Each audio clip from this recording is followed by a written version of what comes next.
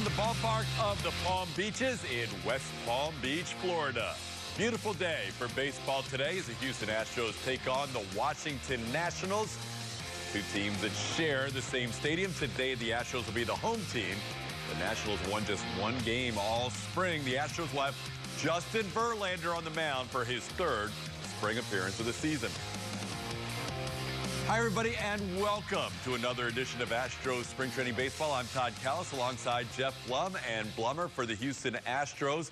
Here we are 1 week away from the team being in California getting ready for the Los Angeles Angels. Everything condensed this year in spring training. It is. It's kind of interesting to think about. I was driving over today and I'm going, man, there's only 5 games after today's game. So I'm kind of getting nervous about the start of the season. But it is a lot of fun to see the lineup start to come to a little maturation and see who's going to be where. Astros will have their final spring training game next Monday. And today, we look at the top 5 in the lineup, and these are all key contributors. Yeah, there's a couple of guys, obviously, that played yesterday, and Brantley and Alvarez, but the top 5 right here is still a pretty potent lineup.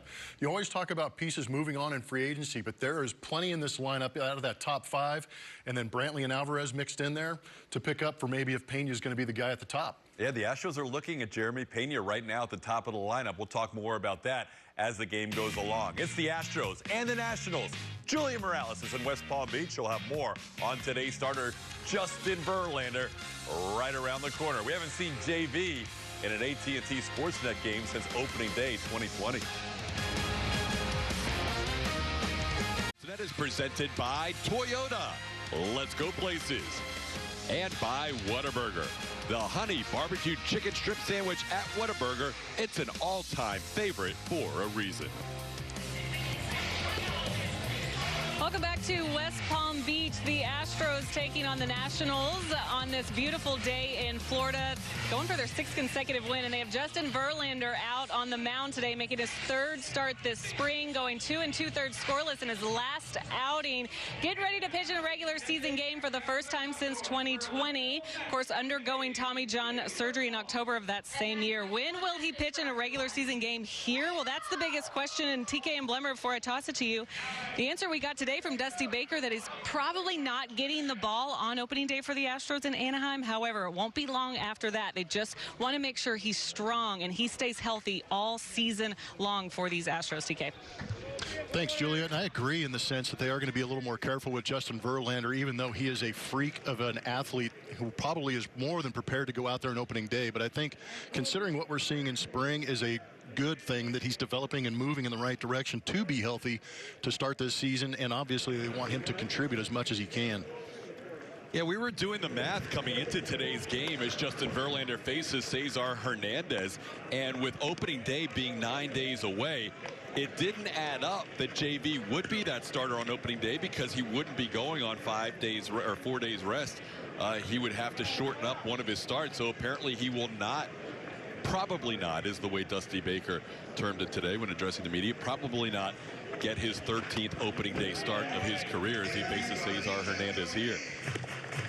And we'll obviously have a chance as the season goes along to talk to Justin about missing an opening day, but he has had a historic run in his career, but also being that opening day starter.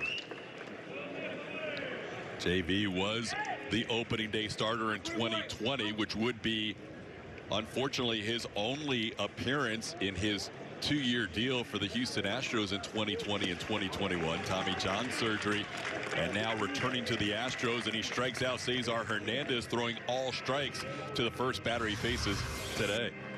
This is where the prowess of Justin Verlander gets the swing and miss. Doesn't have that sharp break to it, but the anticipation of that break is what gets Hernandez to chase that pitch up out of the zone.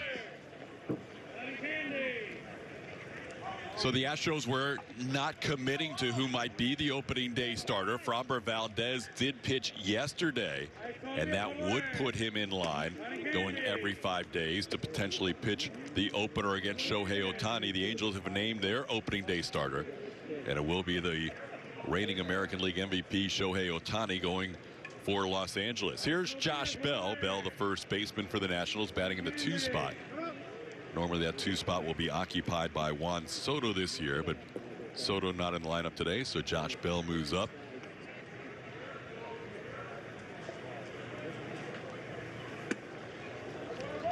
Verlander has only pitched against the St. Louis Cardinals thus far in spring training. He has gone 2 innings in his first outing and 2 2/3 innings in his last outing. Today, I think the Astros would like to see him stretch out to maybe 4. We'll see how deep he can get, maybe beyond the 4th inning. We'll be joined by the bench coach, Joe Espada, in the 2nd inning. Talk a little bit more about the Houston Astros, as here is the lineup sent out today by Davey Martinez for the Washington Nationals. Boomstick Nelson Cruz on deck. He'll hit 3rd in the lineup. We saw Hernandez Bell at the plate now. Then you've got Lane Thomas, Alcides Escobar, Michael Franco, Gerardo Parra, Trace Barrera, and Victor Robles.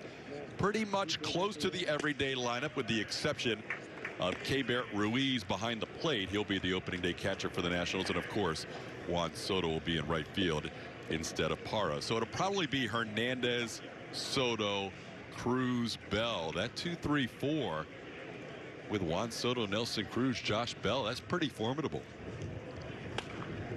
Tell you what, the Nationals need something formidable. After winning that World Series in 2019, the next 2 seasons they were in the basement of the National League East. They basically, due to the pandemic, didn't have a chance to celebrate the 2019 championship with their fans. It's got to be one of the oddest things for their fan base to all of a sudden wake up in a COVID, don't get the parade, don't get the celebration, can't go to the ballpark, show up in 2021 as a last place team as opposed to the defending World Series champion. And then, of course, a lot of players on that 2019 team no longer around. The big trade last year with the Dodgers with Trey Turner and Max Scherzer going from Washington to LA. You've got the former Rice Al Anthony Rendon on the West Coast now. So a lot of changes in a short amount of time. There is a beautiful 3-2 pitch by Justin Verlander. Josh Bell frozen on a breaking ball to hit the outside corner. Similar to the pitch he got Hernandez to swing and miss at. This one actually breaks back and gets that outside corner. Good spin to snap that back and get the strikeout for Justin Verlander. The motion looks good. That's one of the things you see with guys is, are they trying to protect that right arm? Are they trying to protect that injury that they have? But for me, watching the previous starts in this current inning for Justin Verlander, he looks pretty fluid and comfortable up there.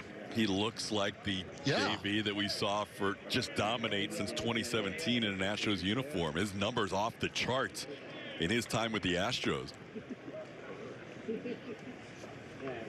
As he faces Nelson Cruz, a couple of guys who have been around the league since 2005. Cruz signing a 1-year deal with the Nationals. Verlander signing a 1-year plus an option deal with the Houston Astros. Verlander age 39, Cruz age 41. They have matched up 48 at bats in their career. No big advantage for either one. 12 for 48. Oh, JV, get it done. Striking out the side in his 3rd spring training start. That was quite a way to get this game going. Really was. A couple of breaking balls early, and then the heat to put Nelson Cruz away.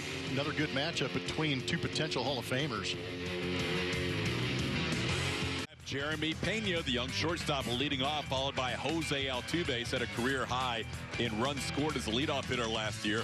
Kyle Tucker coming off a great 2021 will hit 3rd. Alex Bregman in the cleanup spot. Reigning American League batting title champion Yuli Gurriel hits 5th. Chas McCormick, Michael Papierski, Lewis Brinson, and Aledmus Diaz round out your Astros lineup. And the most interesting name in that lineup right now is that guy that's going to be leading off, Jeremy Pena. Of high expectations for him in the minor leagues and moving up and playing primarily shortstop and getting a chance here in spring training to fill that leadoff role and play some shortstop. A few things about Pena. Number one, he hasn't had a lot of time above the AA level. It just was last year when he ascended to Sugarland coming off that injury. But he did incredible things at Sugarland last year in a short amount of time in 30 games. And that ball hit on a line, but right to the center fielder, Victor Robles, who puts it away. So Pena hits the ball hard, but he's out number 1. Some more information on Pena, Astros #1 prospect, 3rd pick in 2018. There you see some of the numbers that TK was talking about. Fighting through some injuries, learning his way through the minor leagues, but you can see he looks pretty comfortable at the big league level. barreling up that fastball and launching it into center field. Some high expectations, and a lot of analytics departments or nerd herds right now, what I'm about to say, are probably going to get really upset, but he looks the part. He has that physical presence at the plate. He moves well at shortstop. The swing is fluid. He's picking the right pitches, and he's not hesitating. I love that about him. And he's got this guy to kind of mentor him along the way. Yeah. Who's not a bad guy to have in your corner, Jose Altuve, who's been in that 2 spot lately since Pena's been leading off. Dusty saying Jose didn't really love leading off last year. He just kind of did it for the benefit of the team. Mm-hmm. Altuve can do it. Just put him in the batter's box. He may be a little annoyed being at the top, but he's still going to be successful at it, taking pride in what he does. And a pretty good mentor to have up the middle. Altuve understanding that that could be his potential mate up the middle, turning double plays, so why not take him under your wing? Altuve on a 1-2 pitch, fouls one away. Carl Edwards Jr. on the hill for the Washington Nationals today. Josiah Gray, who the Astros saw the last time we televised the game, was originally scheduled to start, but he's going to pitch in a minor league game instead. So they get the 30-year-old Carl Edwards Jr. It'll be a bullpen day for the Washington Nationals. Edwards Jr. pitched with Atlanta for a game and the Toronto Blue Jays for 6 games last year, and then signed as a free agent with the Washington Nationals in the offseason.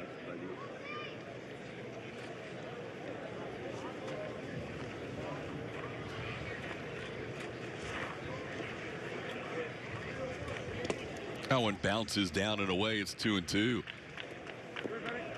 Joe Espada, the bench coach for the Houston Astros, will join us next half inning.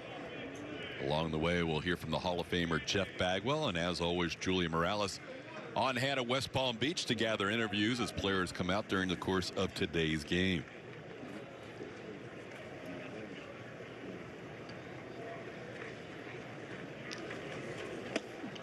After getting down in the count 0-2, Altuve has worked the count full. There is Edwards Jr. A lot of years with the Chicago Cubs in their bullpen, including the World Series championship. Then on to San Diego and Seattle in 2019 and 2020, and last year a little bit of time with Atlanta and Toronto. 3-2 pitch on the ground. Alcides Escobar off balance throw, and it gets by Josh Bell. Altuve has reached on a tough play to the right of Alcides Escobar.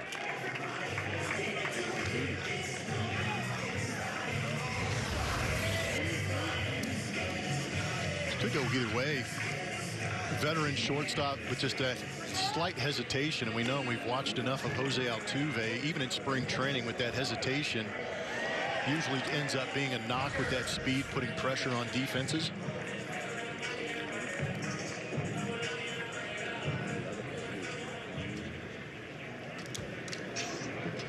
I'll bring up Kyle Tucker. Runner on first base and 1 out. Tucker last year finished 3rd in the American League in OPS, trailing only MVP Shohei Ohtani and the runner-up for MVP Vlad Guerrero Jr. It'll be an error charged to Alcides Escobar.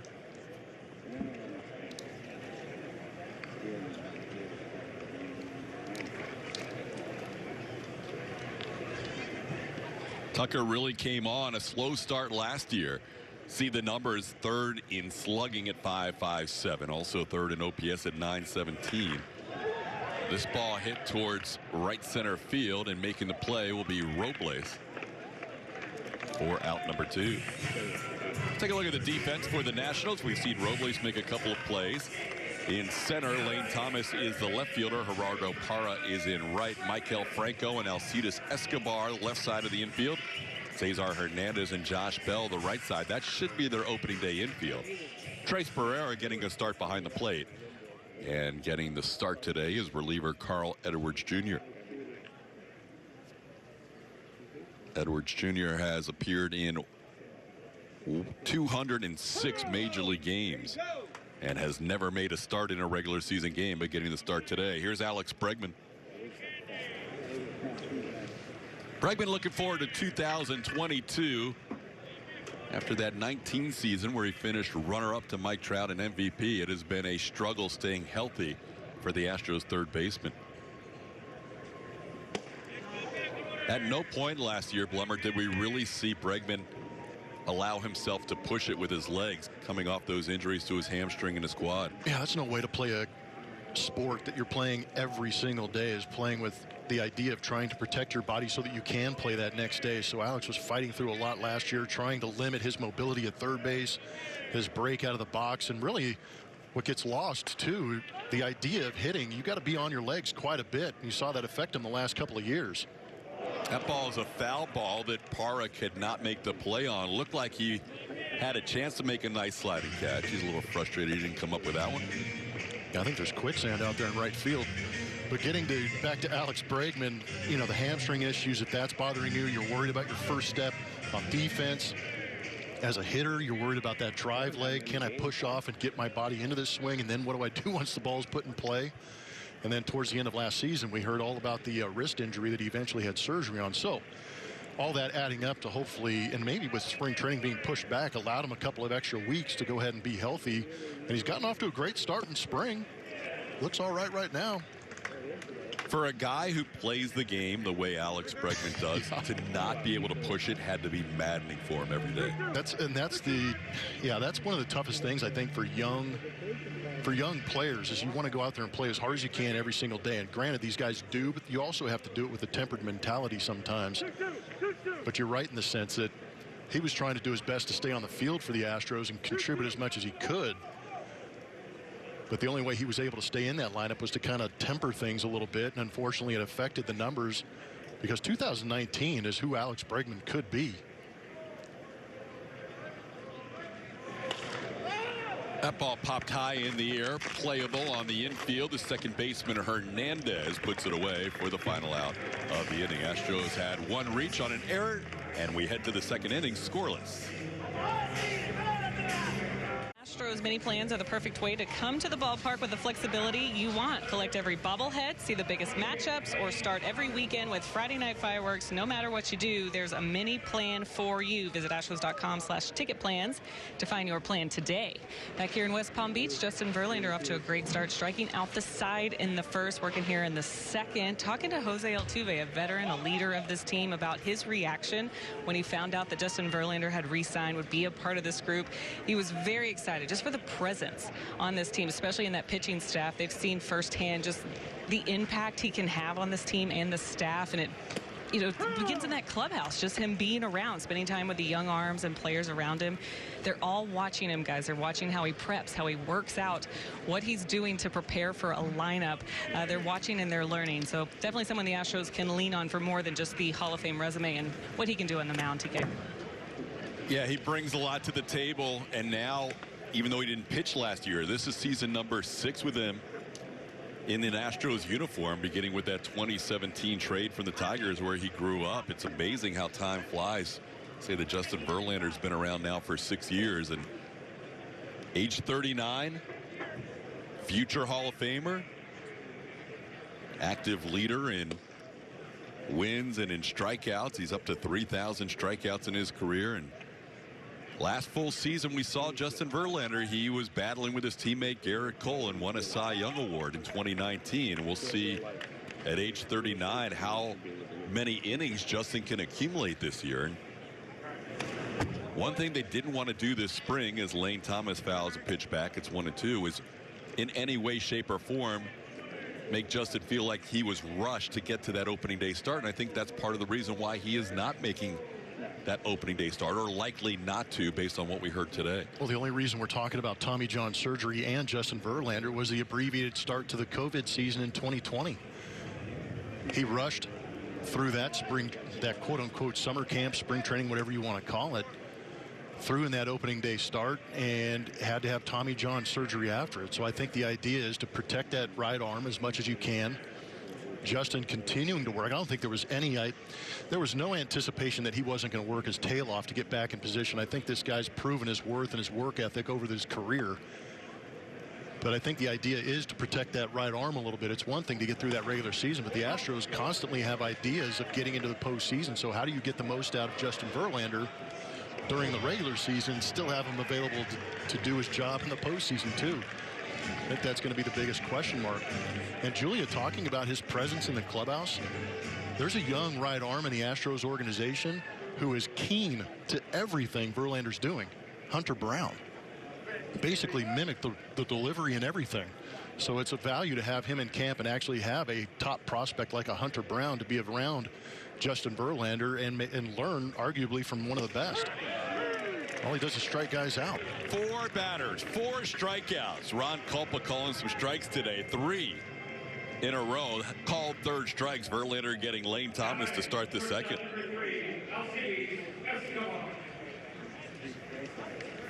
Well, Hunter Brown's a kid that grew up in the Detroit area idolizing Justin Verlander. Now he's just 2 lockers away in spring training camp, and a great teammate to kind of learn from, with Verlander having been in the big league since 2005, won a couple of Cy Young Awards, 8-time All-Star.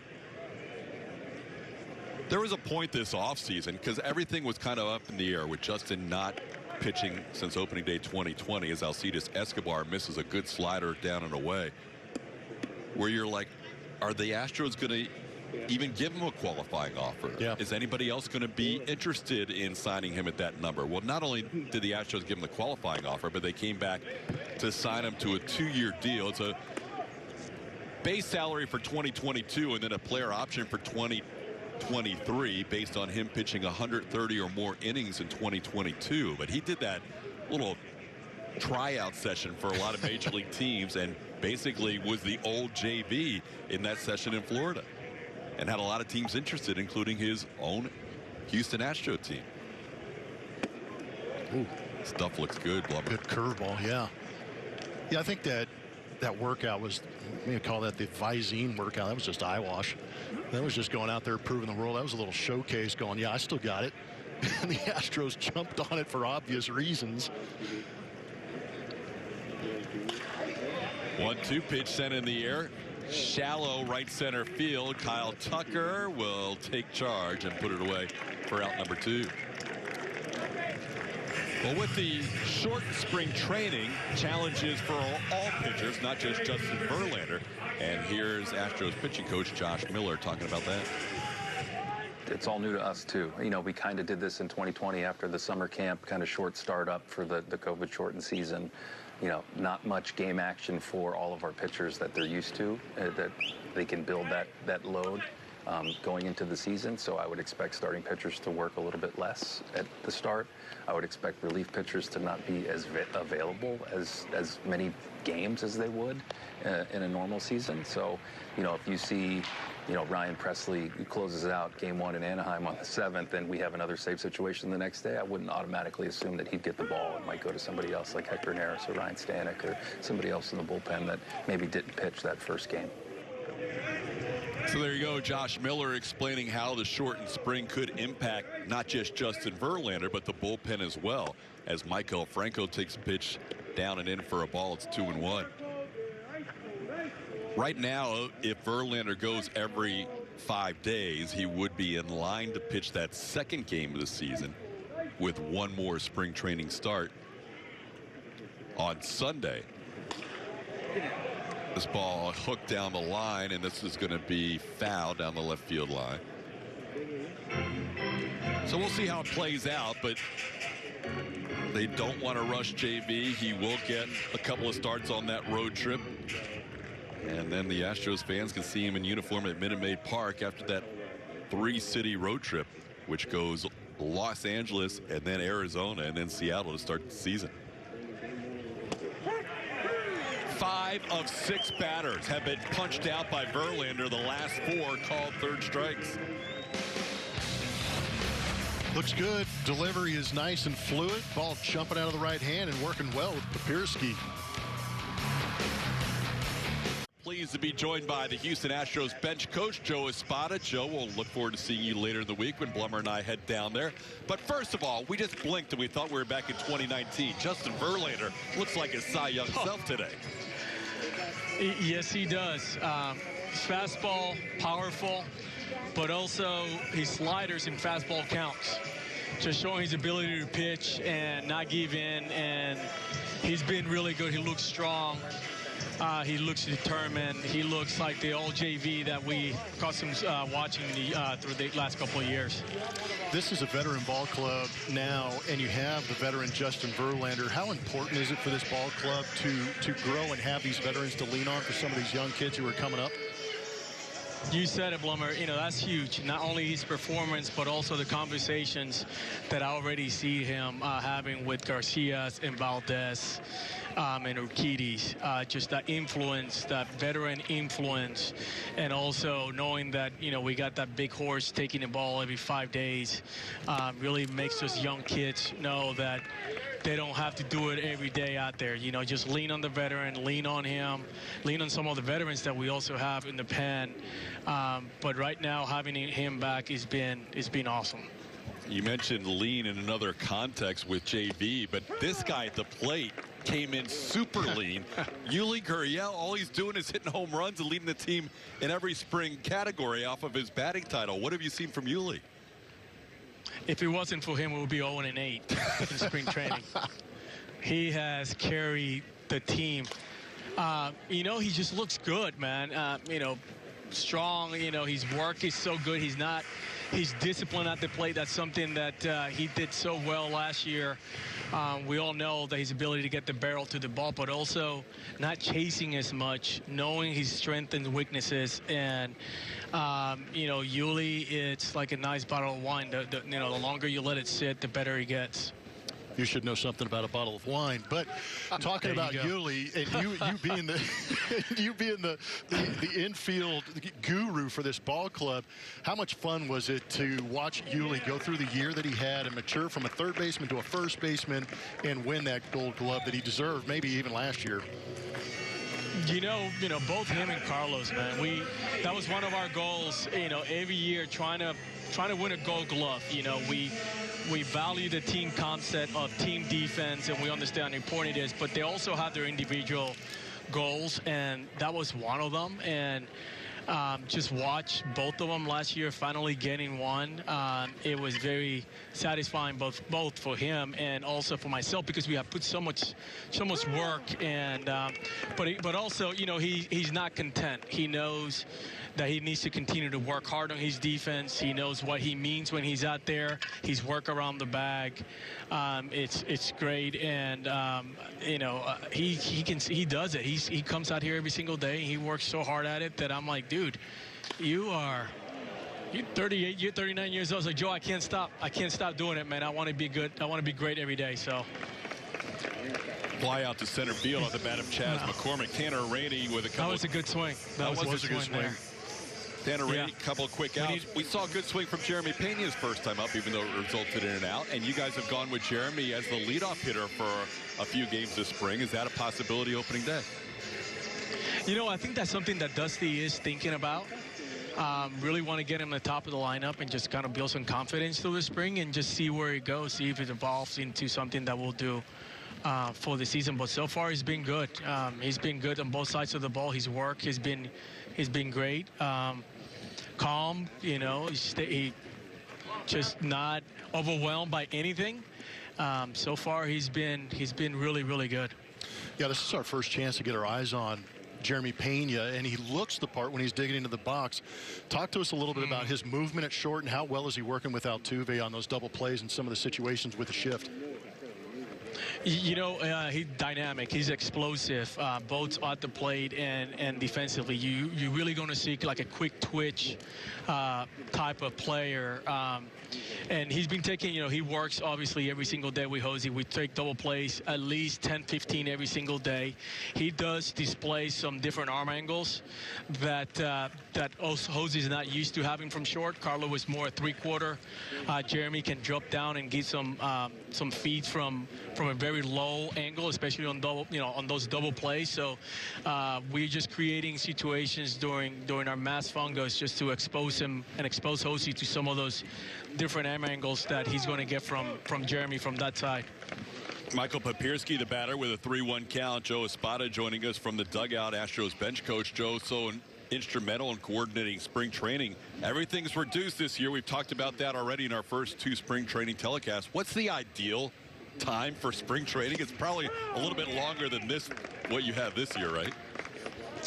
Yeah, we could have used another extra week just for our bats purposes. We are getting, the guys only got 8, 9 at bats on the big, on the A games like this, the game, but they're getting a ton of at bats. Like there's some live BPs. I'm sending some of these guys down to the minor leagues. It's just trying to get them to feel comfortable and find their rhythm at the plate. That has been the biggest challenge. They come to camp in really good shape. It's just getting them comfortable at the box. Being able to pick see the spin of the ball, being able to feel like comfortable on the box, like they're behind the baseball, all that kind of stuff. That it takes 20, 30 at bats, and we don't have the luxury to do that this year. But we are sending a lot of these guys down to the minor leagues, like in the mornings, just to get some extra ABs if they need them to. I got the impression when Chaz hit that ball to center field that I felt the same way you did, that he took a good swing at it. Maybe on a different day it gets out, but how important was that swing for Chaz considering his slow start in last year's spring and this year's spring? Yeah, he just needs to just put barrel to the ball, not try to do too much. I feel like the last 2 spring, like he really tries to do too much and trying to show us what he can do, and we already know what he can do. We know that he's a player that when he's calm, relaxed, he's got powers to all fields. He just needs to relax, trust his talent, and get some good pitches to hit, which he did there, which was really good to see. Lewis Brinson with the ball down the left field line. That's a fair ball. That will be a double, sending Michael Papierski to third base. So Lewis Brinson just keeps it fair down the left field line, and the Astros have a little 2-out rally going. Joe Espada joining us. Joe, that outfield spot, you've got Kyle Tucker in right, and the combination of Michael Brantley and Yordan Alvarez in left. Center field's going to be an interesting battle, and Brinson's been given a shot to win some playing time too. How's the whole center field battle shaping out? And Brinson is playing well. We've seen a lot of him through the years here when he was with the Marlins in spring training, and we know how talented and athletic he is. And right now he has made some adjustment on his swings, and we're starting to see some more contact. But yeah, just to your point about competition, they're competing. There's some guys also series also there, on the mix, and he's also getting some at bats in center. And Dusty is, right now he's going to take the best guy that can help us win games, and right now the competition looks pretty good. Aledmus Diaz at the plate now with a 1-1 count. Aledmus obviously is a nice little backup plan at shortstop. How does Nico Goodrum have an opportunity to make this team? Also, both him and Diaz, the guys that could play all over the infield and also in the outfield. So they bring some versatility and also allow us to give like Breggy and Yuli and Altuve some time off. Not only at short, Diaz can fill in Goodrum, but also give our veterans a blow and not lose any defense nor lack of offense when those guys are on the field. Joe, you mentioned you're getting guys extra work, getting them some minor league games. Are there situations where guys come to you and say, hey, I'd like to get in a game in the next couple of days just to get a couple more reps? Absolutely. Minor leagues, they've been playing a couple of early games. They have camp days, so they have 10 o'clock games. So, yeah, guys just don't just make their way down there and take 6, 7 at bats. And that's how we try to pile some of this work on these guys, because we just don't really have that many at bats during these games. So, they've been really good about it, and I just wish that we would have an extra week here, but we don't. But at least I feel like we're in a good spot right now, and we'll be ready for once the season starts. This camera angle really isn't doing you justice, Joe. I'm curious about your spring training. Are you more of a push-up guy or a bench press guy? Dude, sometimes I don't even have time. I don't have time to go in the weight room. But when I do, I just like to, some burpees and push-ups, and I get my steps in. Get down, ball. How about that? Jeremy Pena delivers with the bases loaded, and there is a two-run scoring single as Brinson scores easily ahead of the high throw by Lane Thomas. There you go, Joe, on cue. Jeremy Pena, leadoff spot, delivers a 2 RBI single. Yeah, you know, the key is just getting pitches to hit. I think that as a young player, walking into this situation, like having such a great offensive team behind him, will make him relax more. I feel like it's like, you know what, I don't need to be the guy because we already have plenty of guys that can pick up the offense. And I see it like it being like a softer landing for him offensively. Let me work on what kind of a hitter I'm going to be and what things that I need to do at the major league level. And he's got the right approach, and he's a tough kid too. So I think we got ourselves a nice player, and I'm excited to see what the future brings for Jeremy. How much does growing up in a baseball family, Geronimo Pena being his father, has helped him when you see how quickly he adapts to things you guys tried to teach him? It's been huge. And also another thing that Jeremy, the last couple of years, being in the postseason with traveling with the taxi squad, that also has really helped Jeremy Pena be around this team during postseason baseball. Joe, we appreciate the time. Thanks for getting a couple of runs for the Astros there. Thanks, Joe. All right, fellas. All right, see ya. 2-0 Astros after 2. At the ballpark of the Palm Beaches. Make a trip to West Palm Beach to see the Astros in their final week of Grapefruit League action by going to astros.com/spring. TK and I will be down there with you if you get out there. We'll be heading down later in the week. We'll have telecasts on Saturday against the Cardinals, and on Monday against the New York Mets. The game against the Mets on April the 4th will be the final Grapefruit League game of the spring for the Astros. They'll head out to California following that game, get ready for their opener against the Angels 1 week from Thursday. So yes, the time is dwindling for guys to get ready. Justin Verlander looks like he could be ready for opening day right now, as he is mowed through the first 6 hitters with 5 strikeouts, and only Alcides Escobar with a fly out to right has put the ball in play against JV, as Gerardo Parra will lead things off here in the 3rd. Gosh, I'm glad he's wearing a road uniform. Because our last telecast, the Nationals were the home team, and what happened? Baby Shark. There's a lot of Baby Shark on the walk-up music. Ball to center field. Chaz McCormick puts it away for out number 1. So Baby Shark is retired. Verlander, his numbers with the Astros since 2017 off the charts. We mentioned the 43-15 record. 2.45 ERA, more than 12 strikeouts per 9. And that whip number, 0.834. You almost feel like you have to keep saying it because it doesn't make any sense. I mean, you don't hear that far under 1 that often. There's the first hit of the game for the Nationals. That ball may go to the track. No, it's cut off by Tucker. And the Gold Glove finalist in right field last year gets the ball back in quickly. That's a double for Trace Pereira, the first hit and the first base run of the day for the Washington Nationals. And a good idea by Pereira, getting aggressive early so you don't have to see any of the other stuff that's working so well for Justin. And it has been working very well for Justin since 2017 when he did join the Astros. 74 starts, close to 500 innings, and a 2.45 ERA that joins that whip that TK was talking about.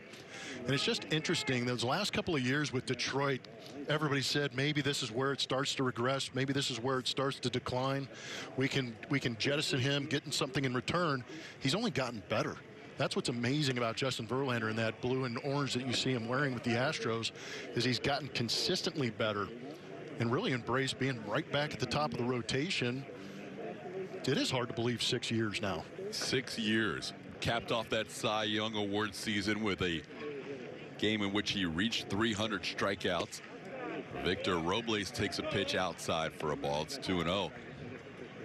And not only is this an opportunity for Justin Verlander to get work in his 3rd spring start, it's an opportunity for Michael Papierski to catch a future Hall of Famer.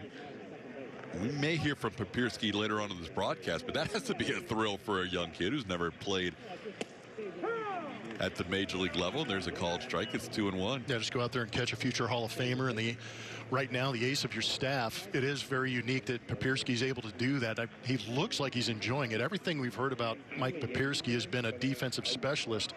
He looks like he sets up great. He's putting down the appropriate fingers, working well with JV, and sets up with a great target for him to go out there and attack some of these hitters. Obviously, they go, even though it's not quite as intense as a regular season game, they go through a game plan of what he wants to work with, what he wants to try in certain counts. Now Papierski just wants to make sure he's on the same page as JV, and as we mentioned that, they're having a little trouble getting together here. First runner to get to second base. Right. Now they're trying to figure things out. You're right.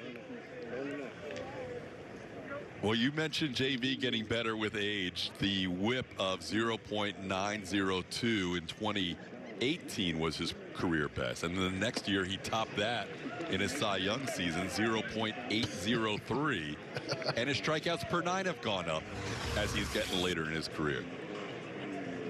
And at this rate in spring training, if he can carry this into the regular season, you may be talking about that again. 39 years old. He and Nelson Cruz just don't age. Those two guys, that's not even a number to them. Into center field, McCormick coming on and makes the play. Chaz had to freeze initially on that line drive right at him, and there's 2 away. Because when you put a guy like Nelson Cruz in the box and you put his numbers up, you say, no way this guy's 40-plus years old. You put Justin Verlander on the mound, and you say what he's done in the last 6 years in that Astros uniform, you're going, wait, what? How is he 39? Right. You know, so it just doesn't add up. I don't believe that these guys are built to understand that age is a part of this game. Yeah, the mid to late 30s for Nelson Cruz. He had one season where he was an all-star before age 32, and now he's got 6 more. Isn't that crazy? I saw a stat the other day. I think it was since 2014, he's leading everybody in home runs. I want to say close to 290 home runs or something crazy. That's miraculous. They both broke into the majors in 05, and here they are in 2022, continuing to get better somehow. Here's Cesar Hernandez, who struck out his first time up. That hit by Trace Barrera with 1 out in the inning. Just the 4th hit Verlander's allowed this spring in 7 1/3 innings. Verlander facing somebody other than the St. Louis Cardinals. He faces the Washington Nationals today. It's the 3rd time the 2 teams who share the ballpark of the Palm Beaches have matched up. We had the last game for you when the Astros won 10-8, and this one has been led by Justin Verlander. 1 hitter so far through 3. Verlander rolling along as he gets a ground out to end the inning. Store in Union Station. Stop by Monday through Saturday for the latest Astros merchandise and collectibles. Visit astros.com/team store for more info. Astros lead 2-0 on a Jeremy Pena 2 RBI single with the bases loaded in a couple of outs last inning. Justin Verlander has looked very impressive in his 3rd start of the spring with the Astros leading 2-0. Nationals have a bullpen day going. They'll go to their 3rd pitcher in as many innings as Kyle Finnegan will take over here in the 3rd. Behind Carl Edwards Jr. and Tanner Rainey, who gave up a couple of runs after getting 2 outs with nobody on. Right-hander has a career 93 games under his belt, spending the last 2 seasons with the Washington Nationals. Feature a fastball, slider, and a changeup. Primarily that fastball. Runs in there around 96 miles an hour. The Astros handled some velocity that last inning from Rainey pretty well, putting up 2 runs. About Kyle Tucker, he mentioned his great season in 2021. And when you go to the advanced stats, 12th in MLB in raw value plus.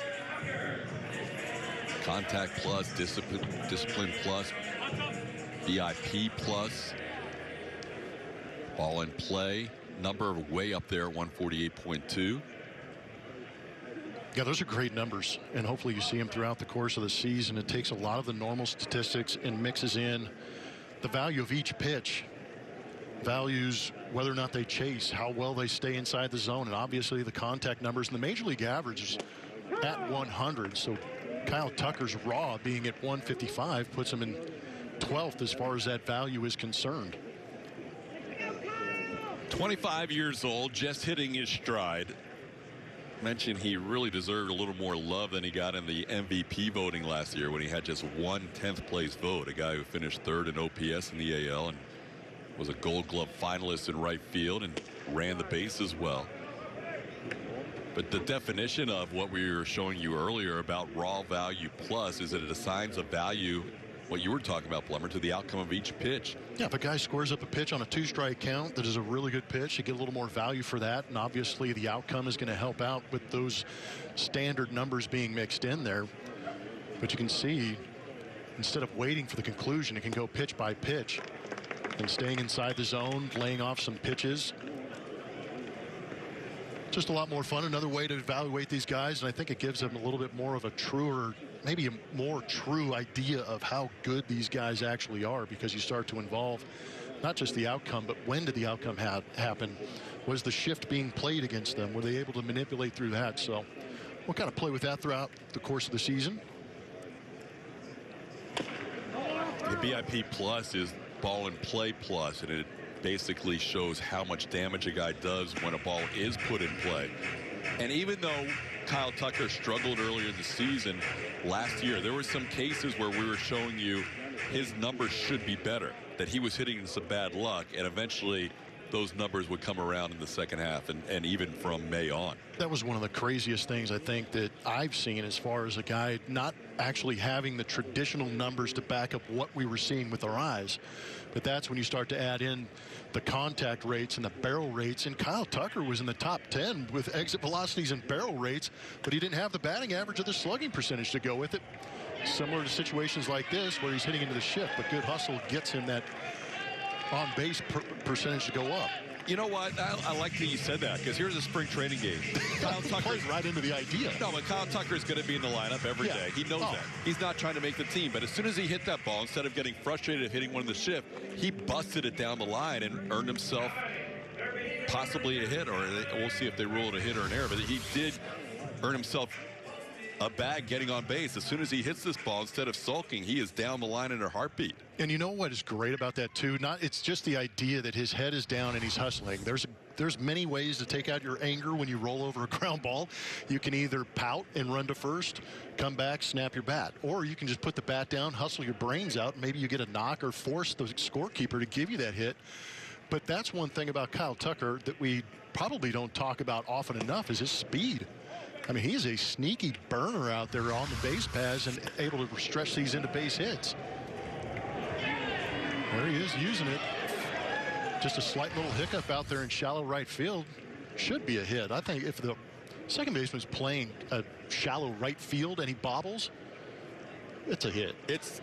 I mean, for me, they changed the error earlier in the game from Jose Altuve when he hit one towards the hole at short. It was an Escobar error initially, and they changed that to a hit. So we'll wait to see how they rule that one on Tucker. That is going to be an error on Cesar Hernandez, but a little tougher play, especially in the spring training sites where you had that slope behind the infield third. Oh yeah, some of them aren't exactly big league fields. This one is gorgeous, but that's not a natural position. As deep as that second baseman is playing, Hernandez, he has to make the perfect play to get a guy like Kyle Tucker. A couple pop-ups for Alex Bregman, and here's Yuli Gurriel. I think Joe Espada was kidding earlier when he said the team wouldn't have a win this year had it not been for Yuli in spring training. Because overall, the team is 5-4, but Yuli has definitely been the key contributor offensively to this team, as he has 3 home runs. Nobody else has more than 1. He has a team-leading 4 hits and 9 RBIs. He is ready for opening day to be tomorrow. Coming off a season where he led the American League with a .319 batting average. Hit 15 home runs this year, but really came into spring training in great shape this year, and we'll see if that translates to more power. He's always been a line drive, gap-to-gap guy. There's a called strike. Similar to Justin Verlander and Nelson Cruz, as Joe Espada said, like a fine wine. Yuli Gurriel getting better with age. No. Well, no, it's not. They got one Kyle Tucker reaching on an error. Yuli Gurriel batting with 1 out and 1 on. Astros lead it 2-0.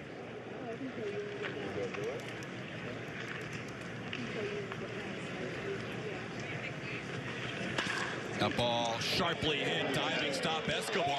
Nice backhand flip and a double play. What a turn, led by the diving stop by Alcides Escobar, as Yuli Gurriel has a double play turn on him at the end of the inning. 30 p.m. for the season preview of Astros Bases Loaded, and continue to join us every Friday throughout the season for brand new episodes. Astros Bases Loaded this Friday at 5:30 and all season long only on AT&T Sportsnet. Astros Bases Loaded coming back. Hey, a week from today, the Astros will be in Anaheim, probably getting a workout in, getting ready for opening day and the first road trip of the season. Here's how it looks, starting with the Angels, heading to the Diamondbacks, Mariners. Couple of off days in those first 2 weeks of the season, guys.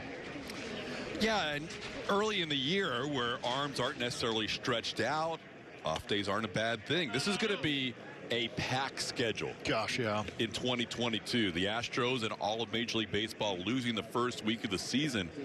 So the 3 games they were going to play against the Phillies at Minute Maid Park, the second series of the season, is going to be now tacked on to the end of the season.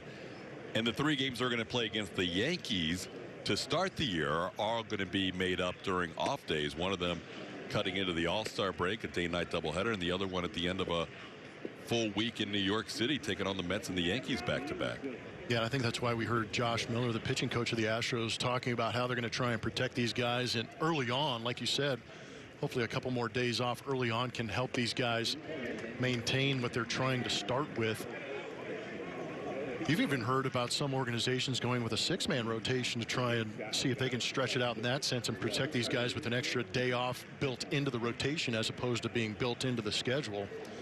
But yeah, if you are a baseball fan and if you were disappointed with the lockout situation, you're getting yourself some spring training, and then you're going to get yourself a lot of baseball very often during the season. And with those off days, the Astros basically can go to a 6-man rotation in terms of how much time each guy will have in between starts. Yeah, the 4-game series against the Angels, then the off day, 2-game series against the Diamondbacks, then the off day, and then 3-game series against the Mariners. 28-man roster. Yep. A lot of teams are probably going to add an extra pitcher or two. I think the Astros are leaning towards 15 pitchers and 13 position players. Yeah. So that would mean a 10-man bullpen with those off days. That's a lot of arms. Rosters will then be dropped down to 26 at the end of April as Jeremy Pena makes the play in the shift in front of Jose Altuve to get Josh Bell for out number 1. First ground out served up by Justin Verlander, who continues to look impressive this spring. 8 innings of shutout baseball so far, only 4 hits allowed. And today he has struck out 5, came in with 4 strikeouts in his first 2 outings combined. I like the command too, throwing a ton of strikes, not just with the fastball. We're seeing a little bit of a wrinkle mixed in there. The curveballs look great. Velocity still effective. And we mentioned the battle of these veterans who keep getting better late in their 30s, and in Nelson Cruz's case early in his 40s. He's 41 years old now. Cruz pops this one in the air. Yuli Gurriel, tough play. Can Kyle Tucker get there? No, it's going to drop in. So Nelson Cruz just flares one down the right field line. And he's going to be a base runner here. Just a second hit allowed by Verlander today. He's 1 for 20 until this drop shot. So a little bit of a slow spring for Nelson Cruz, who's the gift of finding that empty area behind Yuli. And again, you're going to find that in those shift situations, especially with a monster right-handed hitter like Nelson Cruz. The entire infield is going to be shifted to that pull side. Outfielders are going to be playing deep, so it opens itself up for that opportunity right there. Cruz, a 1-out base runner. Here's Lane Thomas. Takes a pitch down and away for a ball. Verlander struck out 5 of the first 6 batters he faced. He has not struck out any of the last 6 batters. He did get Thomas looking at a called third strike his first time up. Another beautiful day in the ballpark of the Palm Beaches. Todd Callis, Jeff Blum here in our Houston studios. Julie Morales on site in West Palm Beach. We look forward to catching up with Julie as we'll head down in a couple of days, and we'll all be together for our broadcast on April the 2nd. Julia has done a great job mid-season form with all of her interviews and keeping us informed of the day-to-day going on in West Palm Beach, Florida. You see our coverage will be at 4:30 for that night game on the 2nd. The Astros take on the St. Louis Cardinals. It'll only be fitting if Albert Pujols plays in that game as his farewell tour to the Houston Astros. If you're ever going to be an Astros fan and be okay with Pujols hitting a home run, it would be in a spring training game on April 2nd this year. Have you been on Astros Twitter? There's no way they're going to be happy with that. On a spring training game? I can't stand that guy, especially in a Cardinal uniform. I know. It is cool that he signed back with the St. Louis Cardinals. I think that's great. And it would be only fitting that we do that broadcast and he is in the lineup against the Astros. He's so far beyond any other opposing player in terms of home runs, RBIs in Astros history against that team. Should bring Roy Oswalt back for one at bat. Still got to nip and just put it right in his rip. No, I'm just kidding. I just messed it up just playing.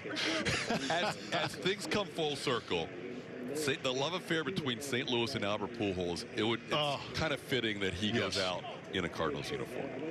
Yadier Molina's still there, able to reconnect with that. Wainwright. Yeah, it's definitely feel good. It sounds good, feels good. Just makes sense. You know somehow he's going to hit a home run if he's in that game. Oh my gosh. He's going to. Yes. 3-2 pitches fouled away. 3-2. But that'll be it because the Astros do not play the NL Central this year. Yep. So this will be barring a matchup in the World Series, this will be the last time the Astros will face Albert Pujols in his illustrious career. That could be on April the 2nd if he's in the lineup when the Cardinals and Astros play in our next telecast. Lane Thomas, the batter, with a 3-2 count. Thomas was with the Cardinals last year, traded at the deadline. Washington moving John Lester to St. Louis, giving Lane Thomas a chance to play in the outfield, and he was getting a lot more reps after he was traded to the Nationals than he did when he was with the Cardinals. Yeah, that rule change, the universal DH, opened up 15 more opportunities for guys like Nelson Cruz and Albert Pujols. It was bound to happen. Yeah. Oh yeah, you could feel it coming. Yeah. I just still think it's kind of funny that both sides were trying to use it as a negotiation tool, saying, hey, we'll give you the universal DH, but in return, when both sides wanted the universal DH. I loved it. The whole narrative going through that whole situation was pretty funny. Yeah, but we gave you the DH. But we kind of wanted the DH. Congrats. 3-2 the count. And now, with Shohei Ohtani pitching against the Astros on opening day, there's the first walk issued by Verlander. After a flare hit, Verlander walks Lane Thomas.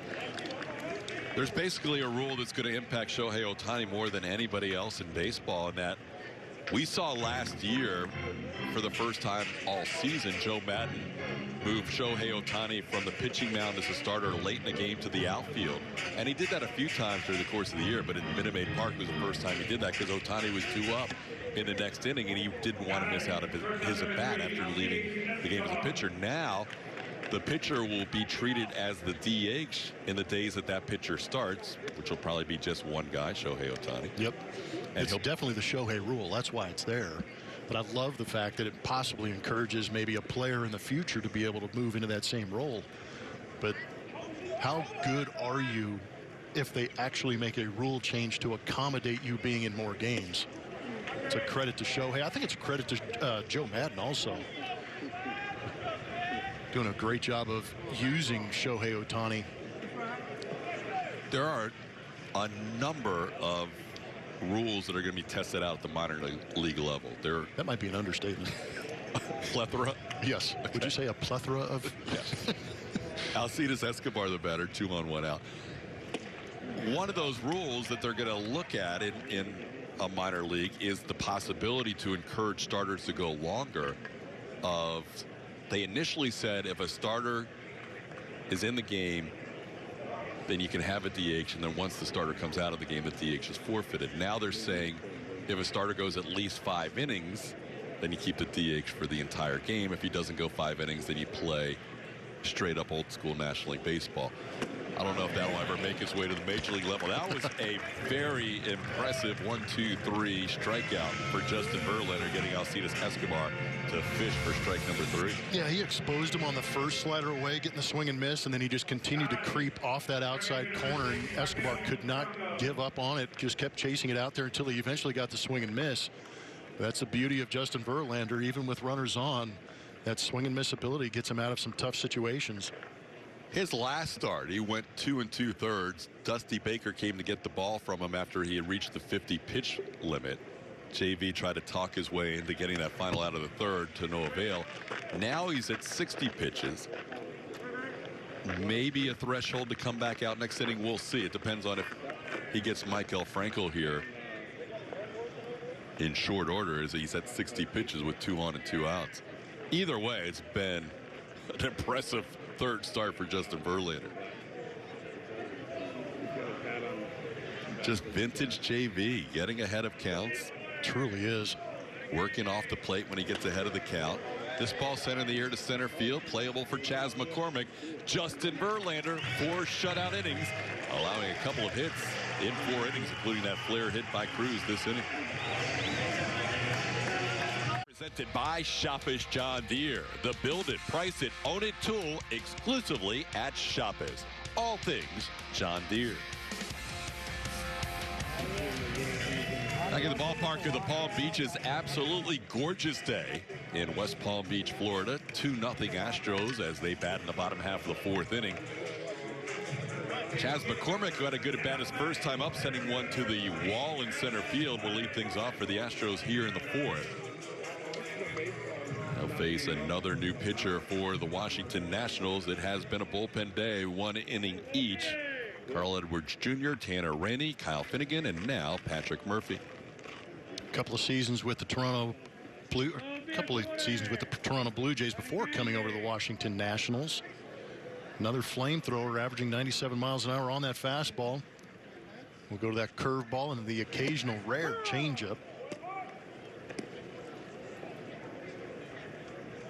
It was a 3rd-round pick of the Blue Jays and spent the last 2 years with them, but he was on waivers last year. The Nationals picked him up, and now getting a chance to face McCormick, Michael Papierski, and Lewis Brinson in the 4th inning. And it appears, based on the reaction Justin Verlander received when he headed into the dugout, that his afternoon is done after 4 innings. Reached that 60 pitch plateau. Should get 1 more tune-up before the regular season starts. As that one catches the outside corner, it's 1-2. McCormick played in 9 postseason games last year, 108 in the regular season. Chas ended up with 284 at-bats in his rookie year. Does not chase that pitch down and away. It's 2-2.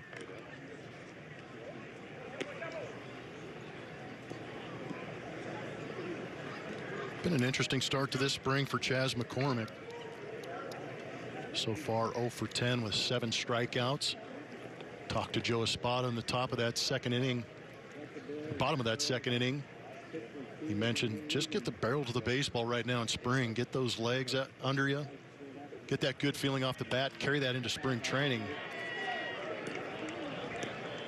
Ball finds its way in between the right fielder Gerardo Parra and Victor Robles, and it drops for a hit. Well, McCormick hit the ball hard his first time up, had nothing to show for it. That time he flares one into right center for a base hit. And you'd be amazed, just seeing the ball find some open grass can change your mentality tenfold. Chas could really use the opportunity to relax, as you see JV giving everybody fist pumps after a great outing.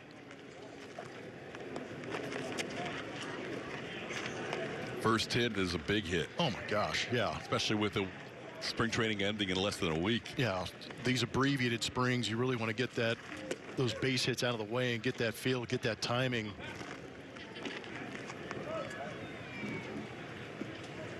By the way, you may have noticed as Verlander was getting the love from his teammates, a new look from Alex Bregman in 2022. A little different color. Mm-hmm. Julia's been catching up with Breggy. I'm not sure. There's a runner on the move, head first slide, and Chas McCormick is safe. McCormick, who stole 4 bags last year, in there with a stolen base, as Papierski took a strike to allow McCormick to get in there.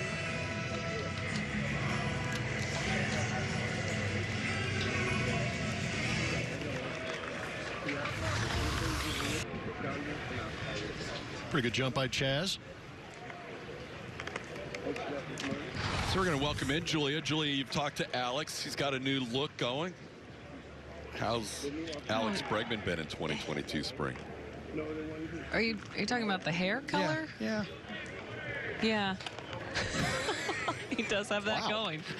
I never know what he's gonna do with his hair. No, it was good to spend some time with him and see how he was feeling after coming off the way last year ended for him. I mean, the most competitive guy out there wants nothing less than that World Series championship. So obviously taking that tough and not performing the way he wanted to at the end of the year, I actually just asked him bluntly, are you tired of getting asked about your health? And he said, very much so, but it comes with it. And if I can just stay healthy this year and figure out a way to stay on the field, then we don't have to talk about it anymore. So, you know, he went through the offseason just trying to find ways to make himself the best version of himself, diet, workout, knowing that in 2019 he had a lot of things going right.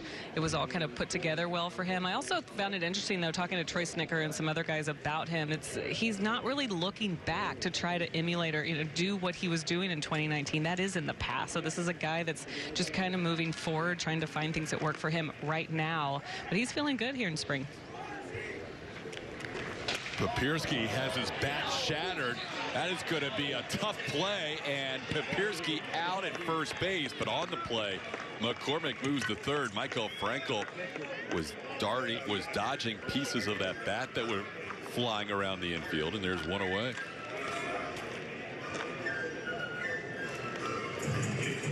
That was impressive. Murphy really getting in the kitchen of Papierski. Everybody trying to regroup as they try to figure out which was the baseball and which was the barrel. So now a runner on third base. The Nationals are going to bring the infield in as Lewis Brinson, who doubled as part of that 2-run inning in the second. Will bat here with a runner on third and less than 2 outs.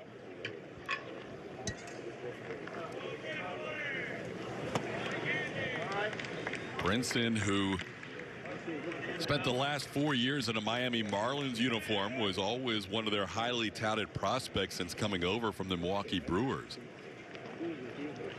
Last year he had some time on the IL and was also optioned 4 times during the course of the year.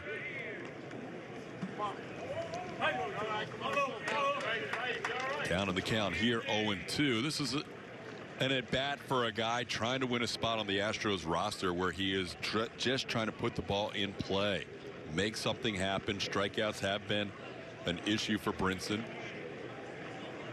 He's had stretches like last July where he played the month of July with a 907 OPS, but just not consistent throughout the year. And there he is on an 0-2 pitch, putting the ball in play and driving in a run.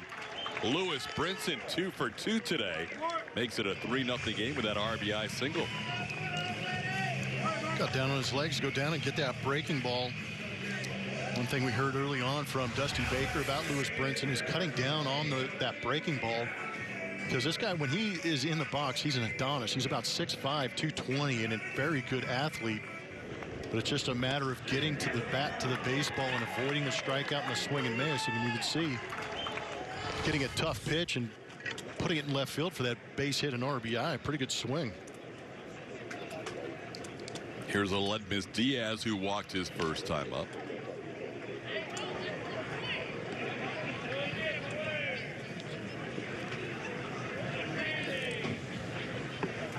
Diaz dealing with injuries in his Astros career, but last year was his highest total of games played and at bat since joining the Astros. His 4th year now in a Houston uniform, 7 years in the big league.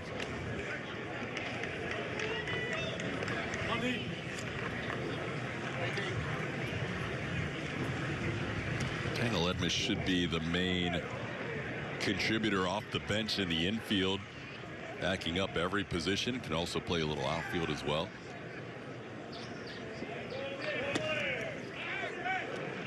The crazy part for Aledmys Diaz in his time with the Astros, not just the fact that he has been injury prone, but it's been whenever he's been at his hottest point of the season, where he's carrying the team. Last year was in Buffalo when they were playing the Blue Jays and got hit on the hand. When he was hitting rockets everywhere. Just one of those freak things where Diaz was healthy with Toronto and St. Louis, but hasn't been healthy as an Astro. Brinson came off the bag a little frustrated with himself as he is called out by Larry Vanover. It looked like he had the base stolen initially, but then couldn't stay on the bag, and that'll be out number 2. Yeah, I agree, TK. I think it was on the overslide. Spring training, these fields dry out during the middle portion of the game, and his speed and that slide just allowed him to get past the bag a little bit. Credit Hernandez for sticking with him to get the tag, but he definitely had it before the throw was there. Diaz takes a called strike. It's 1-2. Brinson's never been a big stolen base guy at the major league level. He has just 9 steals in 341 games, but had stolen some bags at the minor league level. 115 steals in 9 seasons in the minors. Oh, Brinson caught stealing for out number 2, and Diaz has a 2-2 count.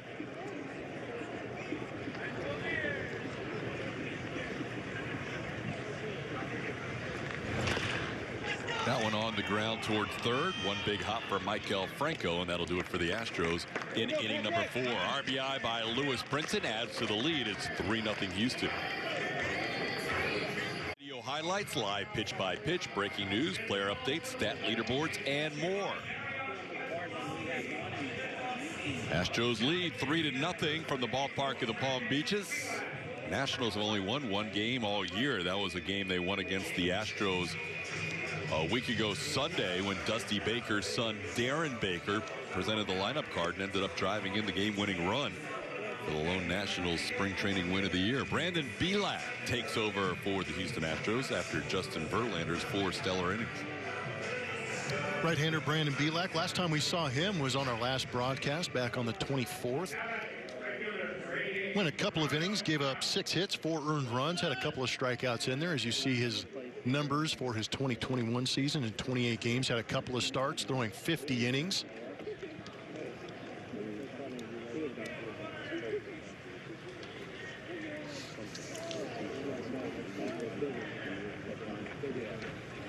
Here's Gerardo Parra leading off.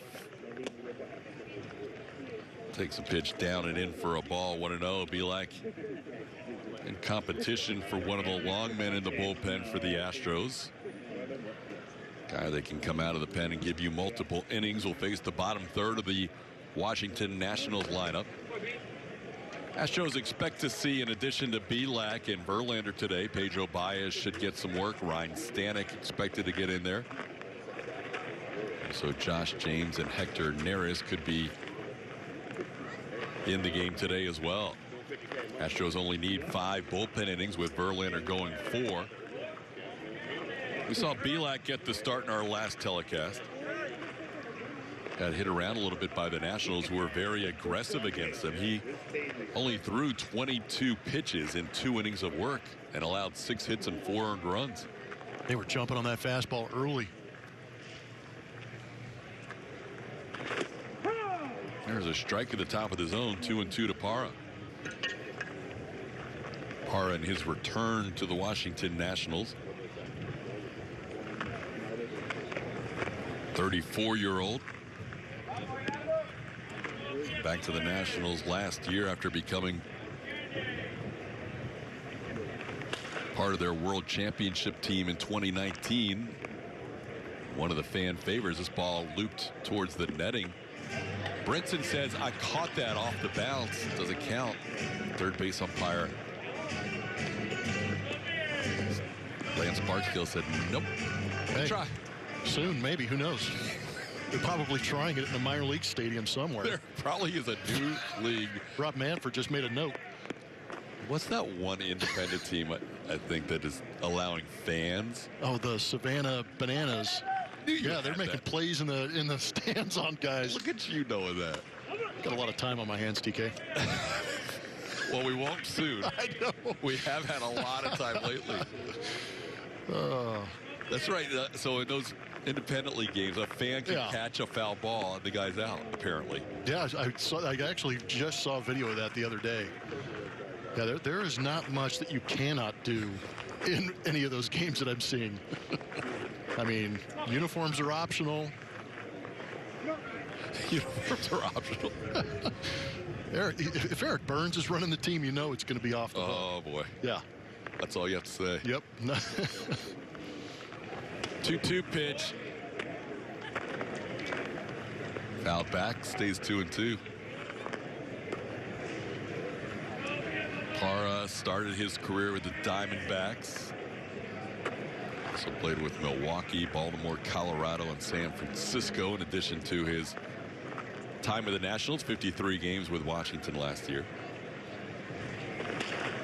And slashes that one foul the other way. It stays 2-2.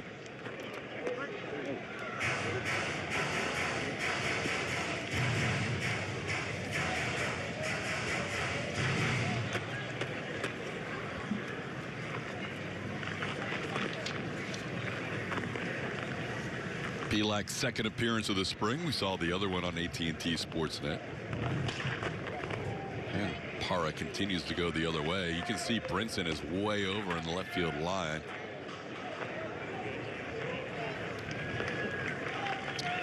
Yeah, Brinson's over there waiting for it. It's just a matter of Parra putting it in the vicinity that Brinson can get to it. Here you see the shift on the infield and the outfield. The shift expecting him to pull on the ground and slice it the other way in the air. It's a great visual of that.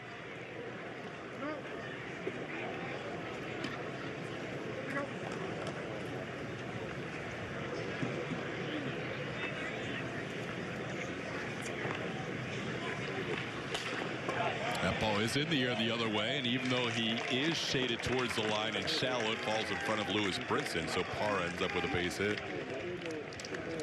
Here's our AT&T Fiber game summary. Here early in spring, we've had the opportunity to finally see Justin Verlander live and in person. Remember, last time we saw him was opening day of 2020, but here in 3 preseason starts after coming off that Tommy John surgery and the fresh new contract, he has gone 8 2/3, throwing 142 pitches. The command looked great. The ball is jumping out of his hand. We're seeing some crisp breaking balls. 10 strikeouts in those 8 2/3. Those are just JV numbers ramping up for hopefully another great season. So if you do the math, and we anticipate Verlander won't go on any short rest, he would start again on Sunday, which is the penultimate spring training game this year. That would be against these same Washington Nationals. If he went with the extra day of rest, he would go in the final spring training game against the Mets. But one thing they're not going to do is they're not going to rush Justin Verlander. That's why, if you heard us earlier in the game say it's likely he won't make that opening day start, it would have been his 13th opening day start. He would have been tied for 6th all-time in Major League history, as he would have matched Robin Roberts' 13 opening day starts and Roger Clemens, the Rocket, who made 13 opening day starts. But he probably is not going to do that because he just didn't have enough time. I think he used the word runway the last time he talked to me. He didn't have enough runway to get ready for where he wanted to be by the time the season was starting, based on this condensed spring training. Makes sense. You know, he's a quick study. He's obviously a student of the game. He's also a student of his body and becoming healthy enough to go out there and play. So I think it was a combination of Justin approaching. Got him. Oh, that was a heads-up play by Jeremy Pena, and he caught Larry Vanover sleeping too. I think he got Parra before he got back to the bag. Called safe and no replay in spring training. Oh, that was a good play. Tucker just kind of lobbed the ball in, but then Pena made the play. Oh, he was out. He's easily out. Not even close. Spring training for everybody, as they say. I like that, though. I do. That was a little savvy, a little instinctual play from Jeremy Pena right there. Well, Trace Pereira ends up with his second hit of the game. Nationals have 2 runners on and nobody out. But, you know, getting back to JV, I mean, you talk about an incredibly, it had to be humbling for him because his work ethic and his competitiveness probably internally said, I have a chance to be the opening day starter. But the labor negotiations, the pushback of spring training, the experience from 2020 and what it did, he just, you know, he humbled himself a little bit and said, hey, I'd rather be here for the long haul than go out there and have that immediate splash. So it was a combination of JV and I believe, I'm sure, training staffs, organization stepping in and being, this might be the best plan to get our most out of you instead of setting yet another record with opening day starts. Another ball the other way. This is a flare for a base hit. So 3 opposite field base hits. Parra, Barrera, and now Victor Robles. And Brandon Bielak can't catch a break against these Nationals as they have the bases filled with nobody out. Now the top of the order due up. In case you're wondering, the most ever opening day starts in Major League history, the late Tom Seaver. 16 opening day starts. No other pitcher has made as many as 15 opening day starts. Wow. JV was possibly going to make number 13 this year, but it appears that may not happen. Here's Cesar Hernandez. Hernandez batting with the bases loaded. Hit 21 home runs last year, 18 of them in an Indians uniform before he was moved to the Chicago White Sox, where he played the last 53 games of the year last year after playing 96 with the then Indians, now Guardians. Takes one down low, 1-1.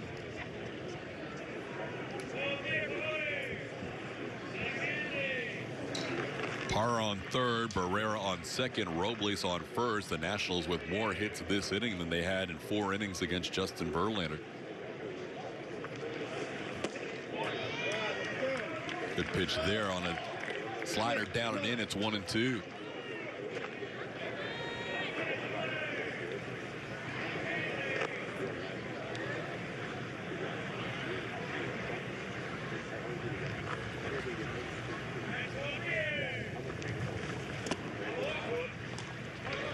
So with Lance McCullers currently injured and Justin Verlander not appearing to line up to make that opening day start, it'll be somebody new who'll get an opening day start for the Houston Astros. It's kind of exciting. We had Verlander in 2020, his lone appearance of that season. Lance took the honors last year, and now we'll find out who the 2022 opening day starter will be. If yesterday is the day that lines up every 5 for opening day, which it is, yesterday plus 10 days equals April 7th, then that would be Framber Valdez. I wouldn't be too shabby. And he's pitched a lot in Angel Stadium over the years. He has.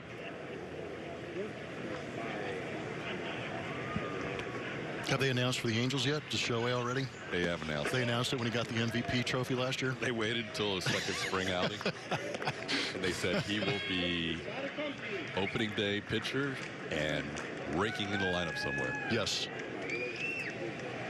Yeah, it'll be fun. We'll have the Shohei Ohtani opening day game on April 7th, and we'll find out who the Astros go with as the opposing pitcher. Framber looked very good yesterday. He did. That was a great outing for him.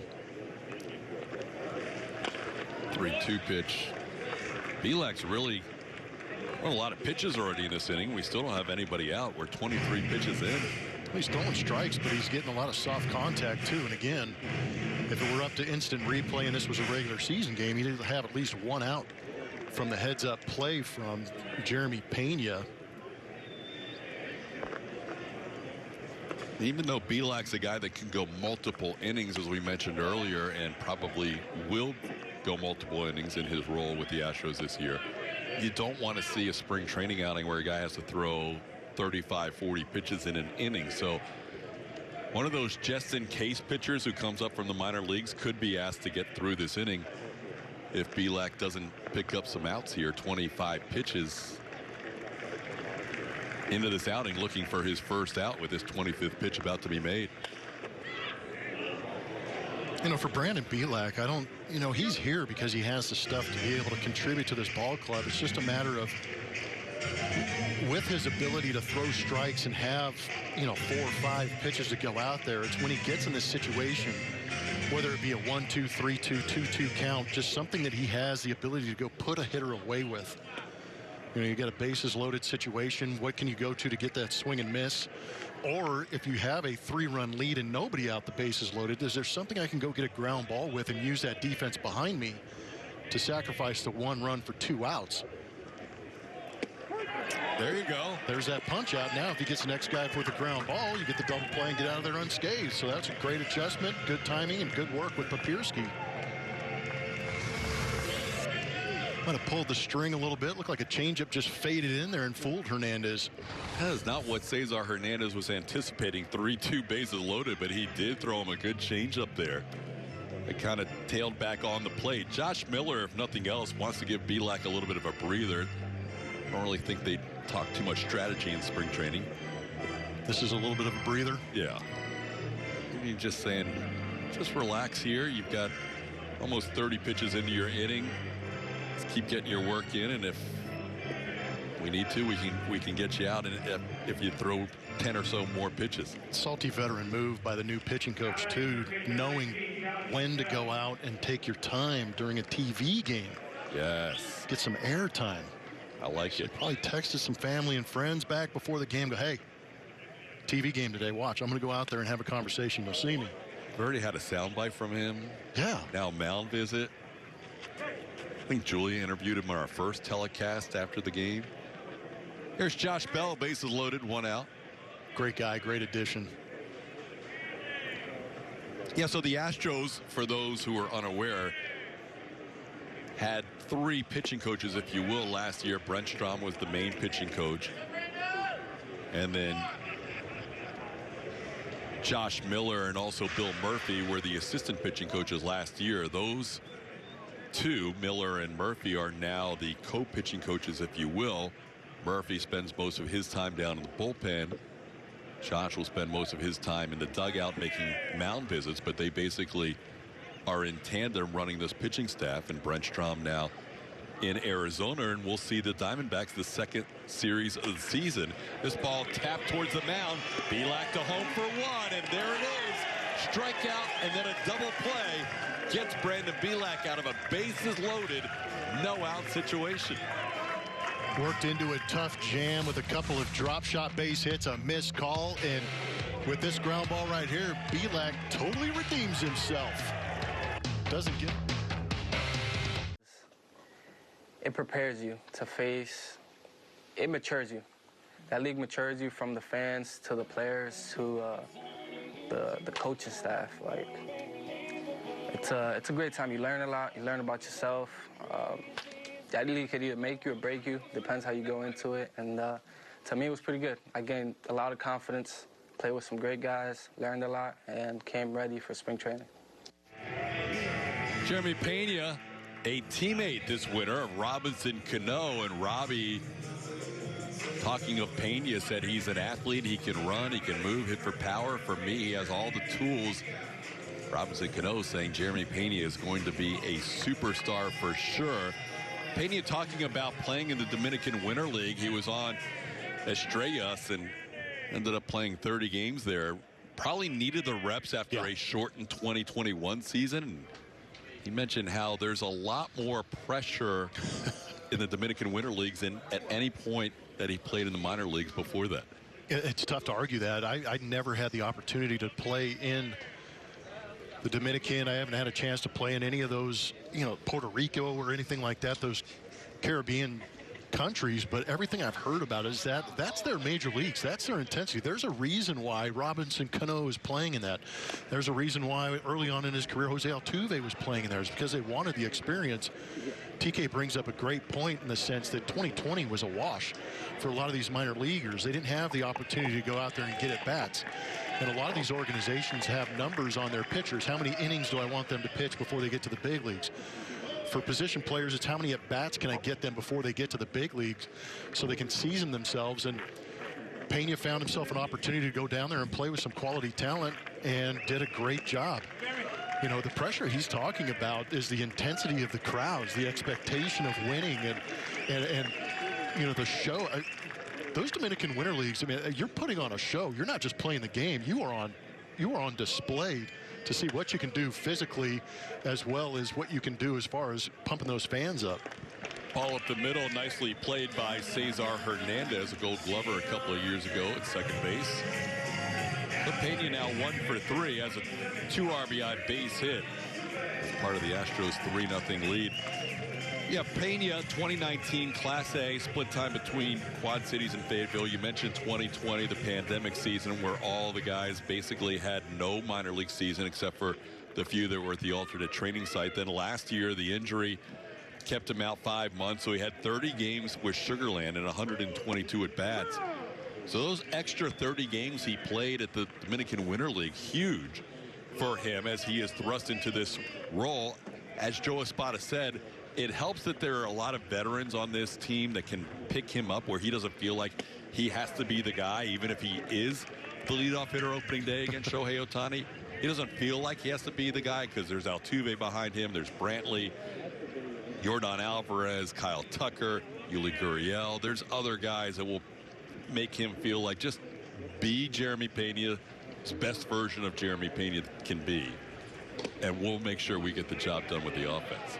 I don't want to say there's no expectation on a guy like Jeremy Pena, but the expectation is for him to be what you just said. Just be Jeremy Pena.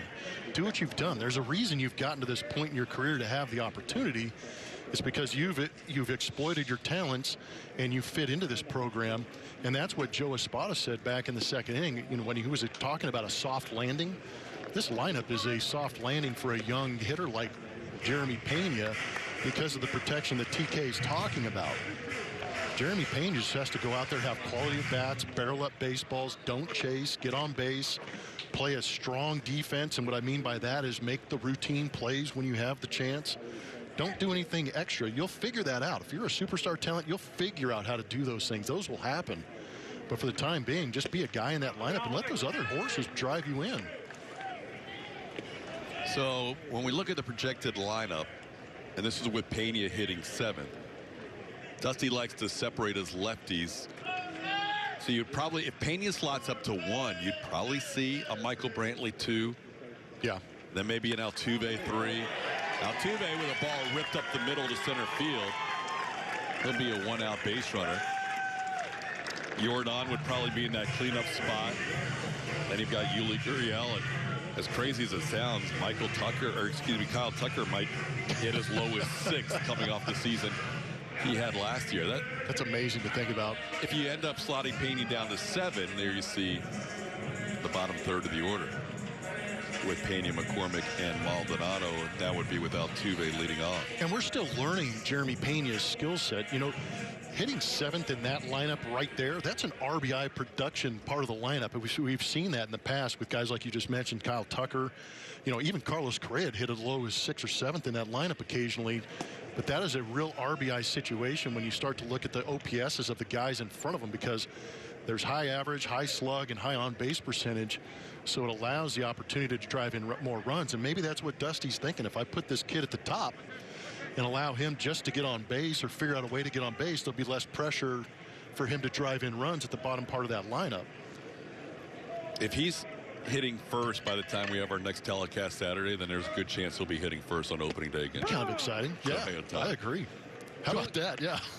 Yeah, because welcome to the show. Ohtani, Your first start, Shohei. You're replacing Carlos Correa, one of the most beloved figures in Astros history. You're going to lead off on opening day against Shohei Ohtani, potentially. Mm-hmm.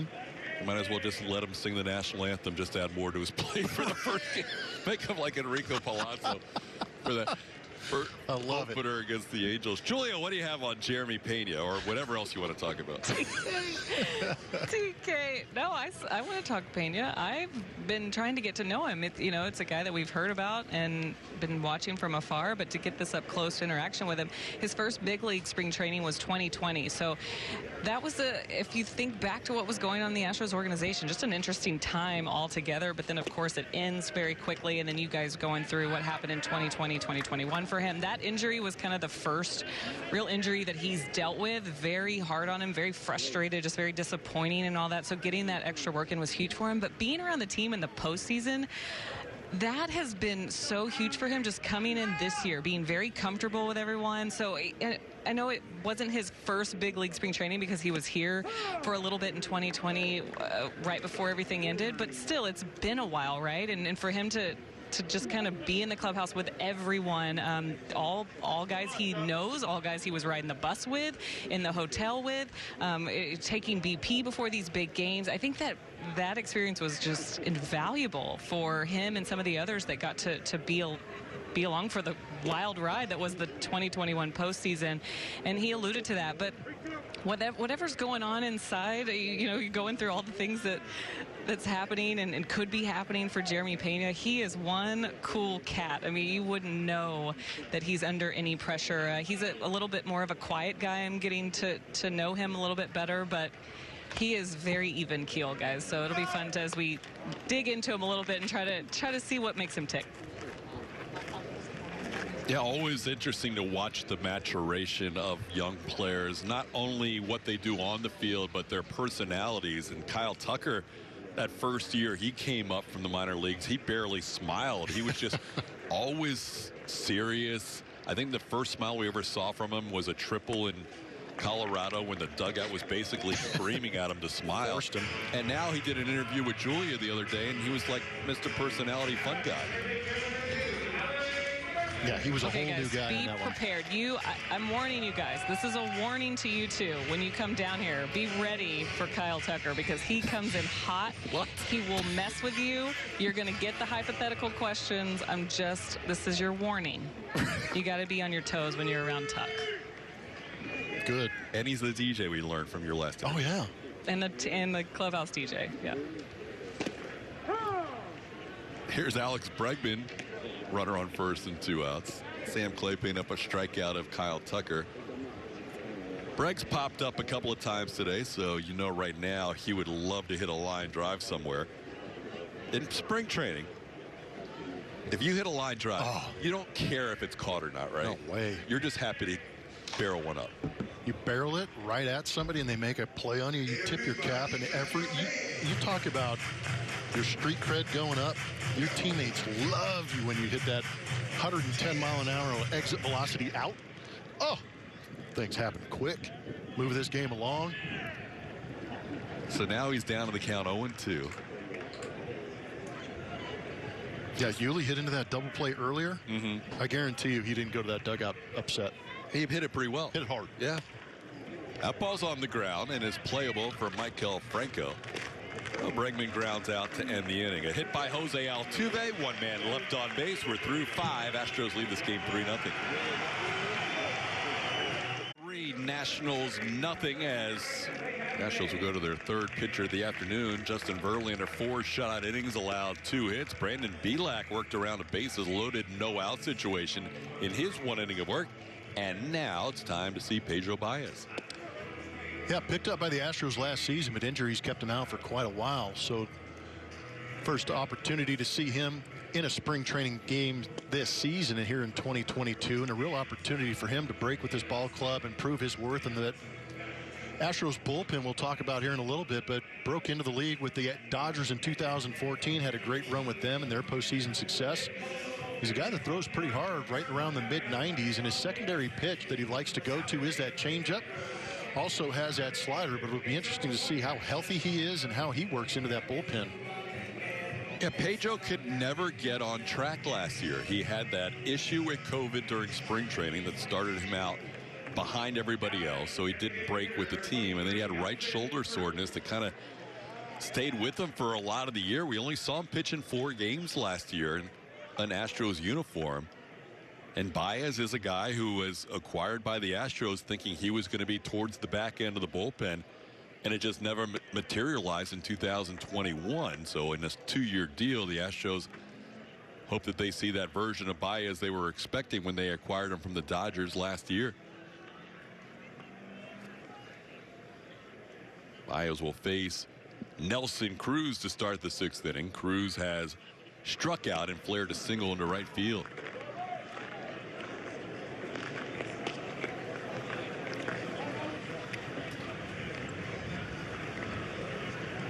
.32 home runs last year for Nelson Cruz in 140 games, 85 with the Twins, 55 after being acquired by Tampa Bay. That changeup you talk about for Baez makes him effective against lefty hitters. That has always been the case. He's been the guy who has neutralized lefties throughout his career, which on this staff is pretty important because there's not a ton of lefty options in their bullpen. So a righty who can get lefties out could be very valuable. He has allowed just a 179 average in his career to left-hand hitters with a 578 OPS.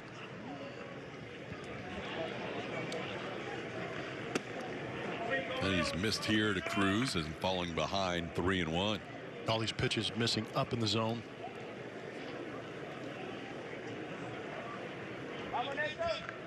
Baez, 34 years old, from the Dominican Republic, spent the majority of his career with the Dodgers.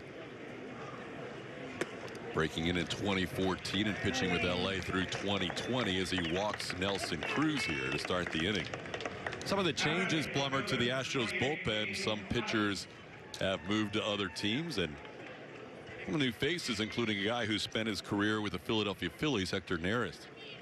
Yeah, Neris has some back into that bullpen experience, so you hope that he moves in there and allows Presley some more opportunities to go out there and save games. Talked about the left-handed situation out there. The Astros losing Brooks Raley to the Tampa Bay Rays and Yimi Garcia moving on to the Jays, but I think the biggest name on there is probably Kendall Graveman, and losing him to the Chicago White Sox, who bolster their bullpen again. White Sox bullpen was already good enough before Graveman. They got some arms in that pen. I think Montero could be interesting. I kind of like the acquisition of him last year before he got hurt. There's one sent high in the air into shallow center field as McCormick, looking into the sunshine in West Palm Beach, puts it away for out number 1.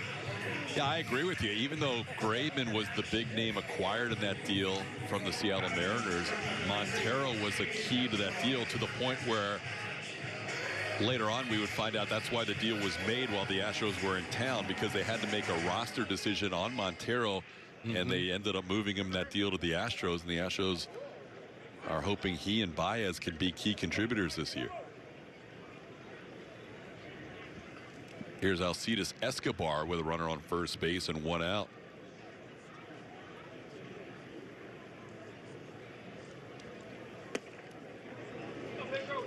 Last year we never quite saw that velocity with Baez that he had with the Dodgers. So the one thing about games in spring training, some stadiums have radar guns, some stadiums do not. The Astros Stadium ballpark of the Palm Beach is not equipped with a radar gun, but sometimes you can tell by the swings whether a guy's bringing it or not. It's 2-0 here at Alcides Escobar.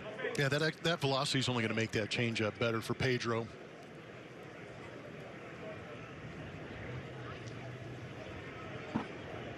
If the Astros do carry 10 relievers, which it appears they might, we'll see a lot of that group in today's game. We expect to see Ryan Stanek a little bit later on. The aforementioned Hector Neris, who came over from, or Hector Neris, who came over from the Phillies. Baez, you would think, has a very good chance to be on the opening day roster. This is Baez's first game in a major league spring training game. He's pitched on the side in the minor leagues before. He's fallen behind Escobar 3-1. Bullpen did a good job yesterday behind Framber Valdez. Saw Blake Taylor. He actually picked up a save pitching the 9th. But Christian Javier had a couple of scoreless innings before Presley came in and pitched well too. So things shaping up in that bullpen for the Astros kind of nicely. Baez walking a couple in this inning. There's 3 walks allowed by Houston pitching today. Verlander walked 1 in his 4 innings of work. Here's Maikel Franco, who was struck out and flied out to center field. Franco, who played with the Orioles last year, also spent a number of years with the Phillies.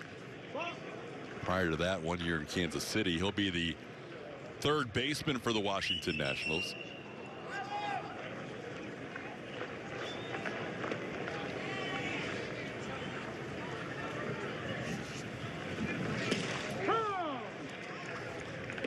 There's a called strike, 0-1.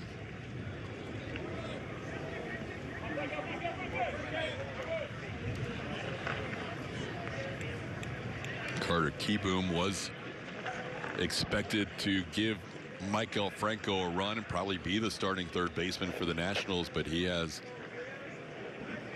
a sore throwing elbow.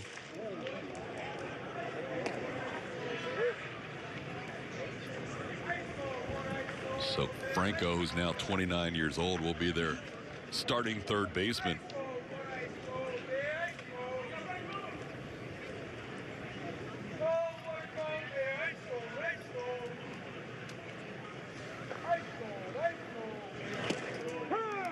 There's a strike. New catcher for the Astros. Michael Papierski caught the first 5 innings. Now Cesar Salazar in the game.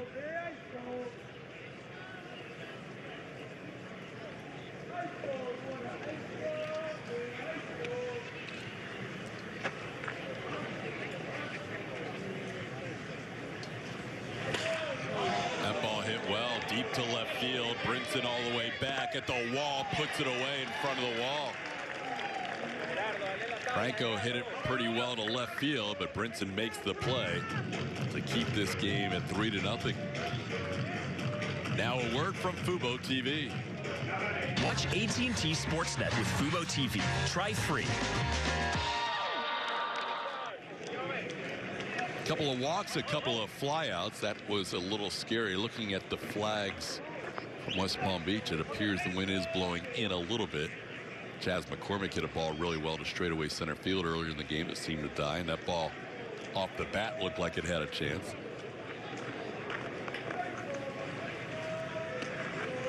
Here's Gerardo Parra.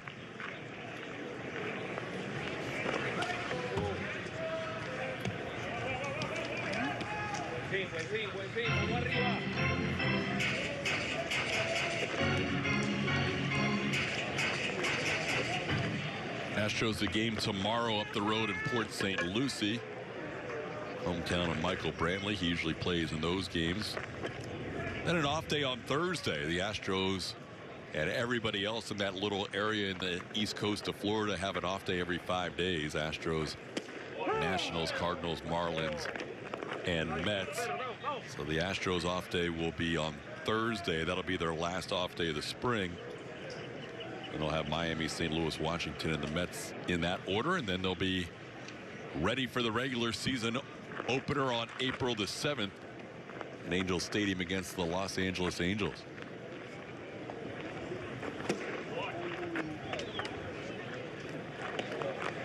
Tomorrow will be their last road game of the spring. After the off day Thursday, they're at West Palm Beach for the last 4, even though one of them is technically a road game, with Washington batting second.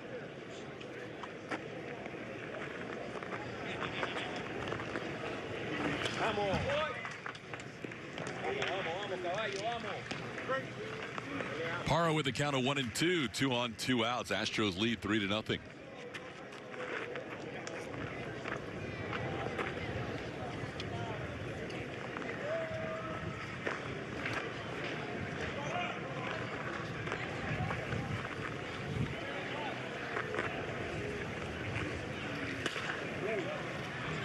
Another ball sliced the other way by Parra. Brinson gives it a look in the corner, and that ball is foul.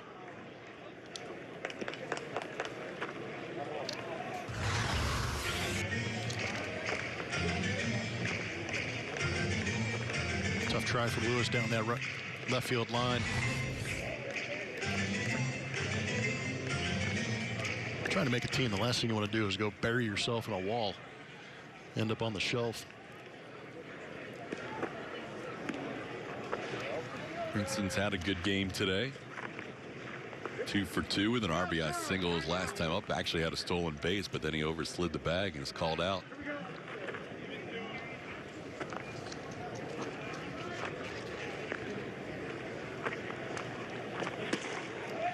1-2 pitch upstairs, 2-2. For some pitchers, if they do go to a pitch clock in the next year or two, it won't be a big issue trying to make a pitch within 19 seconds or 14 if nobody's on base. For Pedro Baez, wow. And he was quicker last year. He was. But and even today he's slow, but he's still quicker than he has been. Little change up there. We told you how he's effective against lefties with that change up, and he strikes out Gerardo Parra with that change up to end the inning. A couple of walks, but a shutout inning for Baez. He'll get that pitching hand checked, and everything's good in this 3-0 game. 2022 Astros take the field for every home game in April and May, including the home opener on April 18th. Get your tickets at astros.com/tickets. Bottom of the 6th inning, Astros lead 3-0. The Washington Nationals will go to pitcher number 6 in as many innings. Jace Fry will be the new pitcher. We are joined by the Hall of Famer himself, Jeff Bagwell. Joining us on the telecast, Todd Callis, Chip Love out here in Houston. Baggy, how you doing? How's spring training been? You've been down there for a while, huh? It's good. My broadcast partners, I love this. Yeah, I've been down here. This is like a month. It's been great, though. I've enjoyed it very much, though. I got a chance to see a lot of the young kids play. Got to know their names, got to see who's in our system, so I've very much enjoyed it. When did you decide to go with the chin fuzz the way it is? I didn't know it changed. I think the product's out, Blummy. You know how that works. It you got product in there now? So, now the product, yeah. Well, the product's generally in there, but it's all sweated out and dried out by the sun, so it's tough on the beard. That's strong to quite strong. It's good to have you down there in spring training, Baggy. It's also I can't wait to have you in the booth and hang out with you a little bit more this spring. But yeah, have you been having fun down there around the guys? I really have. You know, the big leaguers are kind of easy. You know, we got 6 all-stars, so it's been pretty easy. But to see Jeremy Pena come up and play, and that's a nice play there. Come up and play and get him situated here at shortstop. Obviously, how things transpired this offseason, and for him to be our shortstop. To watch some of the young kids play, guys trying to make who's going to play center field now, it's been fun. But the young guys really have been the fun for me. The minor league guys, getting to know them, spending some time with them, so they can ask questions. I can get involved in what they're trying to do and try and make them better. We just saw Yuli run in front of you after grounding out. He came off the batting title last year. Has he ever corrected you about how old he is? Since no, you say he's another couple years older. He says he's. I mean, he's usually say on the broadcast he's 50. Yeah, he's way older than that now. He's in his late 50s now. You know, the off season's long for him, even though he's not. I guess he's not eating pizza. Yeah, he's not exactly. He's not eating pizza and Diet Coke or Coke anymore. I don't know what he was, but he looks great. He's had a great spring so far.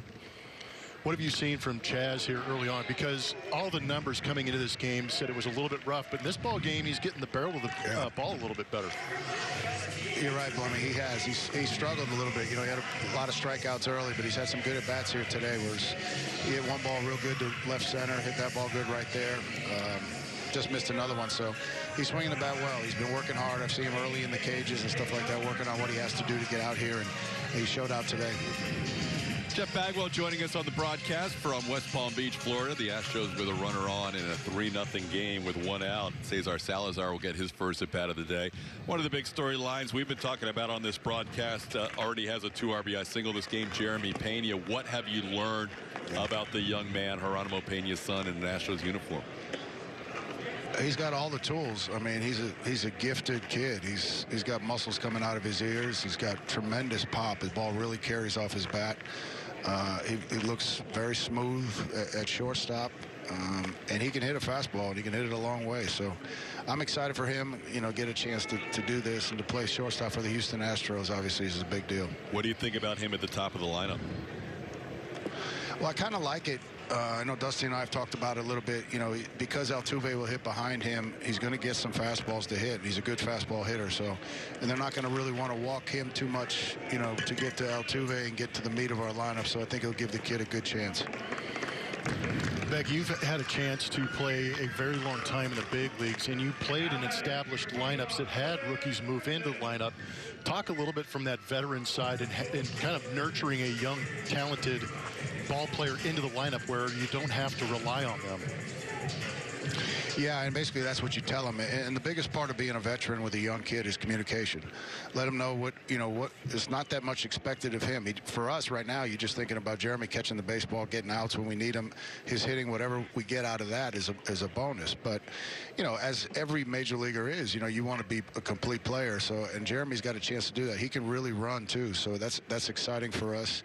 He'll give us even more speed at the top of our lineup. But you let the kid know that, we're here for you. When he's going to have some struggles every once in a while, and you do the same thing that I do when I talk to kids too. You tell them about your failures and that you've been there before. This is the things that I did to get out of it.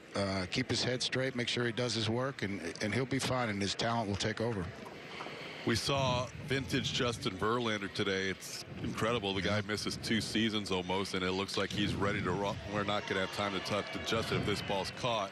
But Baggy, thank you for joining us. Are you going to be there at the end of the week? Because we're heading down. Thank you, guys. We're heading down at the end of the week. I will not. I have to go back. I got to go back for some wine thing for Jim and the Astros. But other than that, I'll see you guys when you get back here on this 18th. Lucky dog. Good talking to you, man. I look forward to seeing you. All right, guys. Take care. Safe travels. 3-0 Astros. What a burger. Blake Taylor had some huge outs last year for the Astros. Part of that bullpen. He is really the only lefty in that pen that came into camp. The Astros have added a couple lefties since then. Adam Morgan, Zach Roskup. Blake Taylor should be a big part of the Astros bullpen again this year. The Astros will probably have Taylor and possibly one other lefty break camp and make the opening day roster. One guy that we know will be on the opening day roster is number 50, Hector Neris, longtime Philadelphia Philly, now a Houston Astro. Yeah, he has been around a while, spending most all of his career with the Philadelphia Phillies since 2014. But he's another guy who's worked out of the back end of that bullpen for the Philadelphia Phillies. He's accrued 84 saves. But what's interesting to me is watching his ERA at 3.42 after an extended amount of time in the National League East is pretty impressive. Looking to make an impact at the back end of this bullpen for the Houston Astros, as you see the numbers in 74 games last season. He's another guy similar to Baez, who's primarily fastball changeup. Actually made his big league debut against the team that he pitches for now, August 5th, 2014, against the Astros. It was his only appearance at the big league level that year.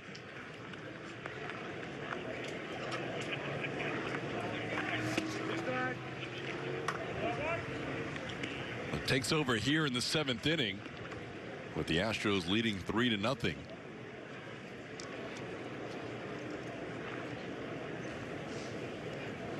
Chris Herman out of Tomball, Texas, will be the first batter he faces. Herman hitting for Trace Barrera here.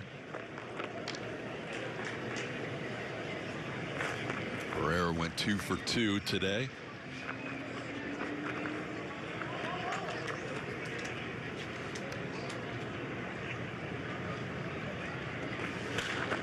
And that ball sent high in the air in foul territory.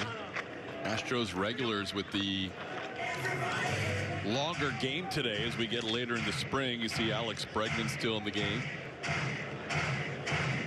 Yeah, this abbreviated spring training basically took that lull in the middle of spring training and eliminated it. He went straight from the excitement of that first couple of weeks of spring training, and now all of a sudden you're into that prep situation where you're trying to extend the outings, get these guys on their legs for an extended amount of time, give them 7 innings, give them 3 to 4 at bats so that they're ready and ramped up for the beginning of the season that's coming here quick. Everybody's still in the game from the starting lineup. Gurriel, Altuve, Pena, Bregman, on the infield. Brinson, McCormick, and Tucker in the outfield. The only change other than pitcher has been Michael Papierski replaced by Cesar Salazar as Herman fouls one away. Herman helped the Astros clinch that postseason in 2018 with his walk-off home run as a Mariner, eliminating the Oakland A's as the Astros won their second of what has now been 5 straight division titles in the AL West. So the local product did well for his hometown team as a member of the Seattle Mariners that year. Facing Hector Neris, and that ball is hit foul. It stays 2-2.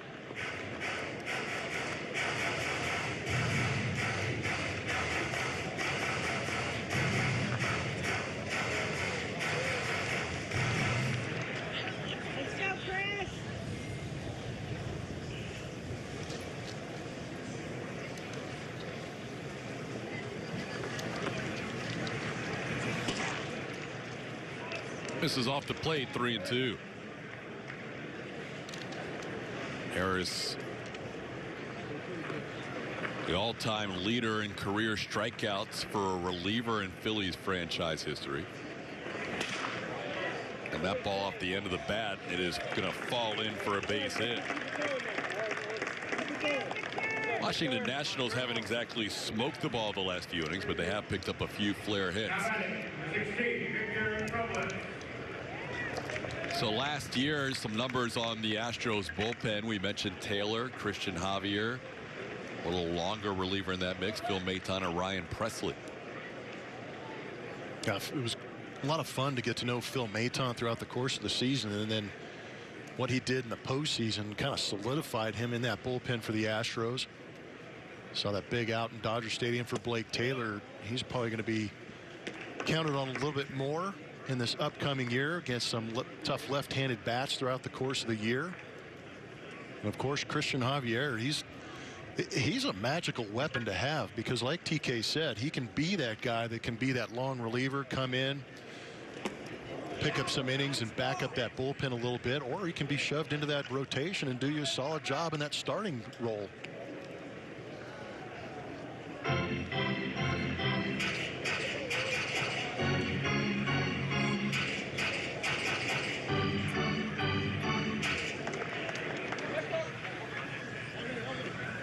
Victor Robles 1 for 2. Opposite field hit his last time up.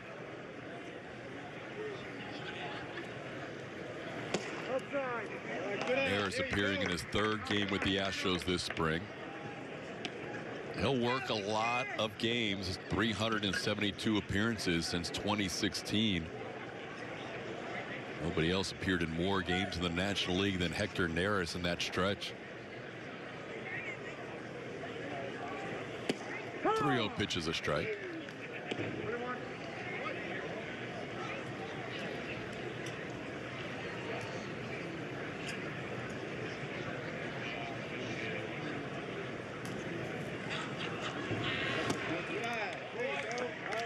Now a walk after the base hit. That's the 3rd walk in the last 2 innings. 2 walks from Pedro Baez and a walk here from Neris.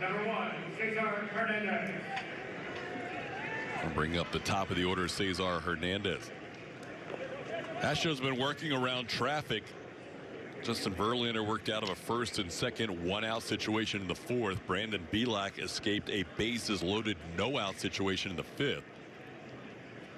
And then Pedro Baez worked around a couple of walks, 1st and 2nd 1-out last inning. And now Neris has the first 2 batters on at the top of the lineup, as Hernandez takes a pitch down low for ball 1.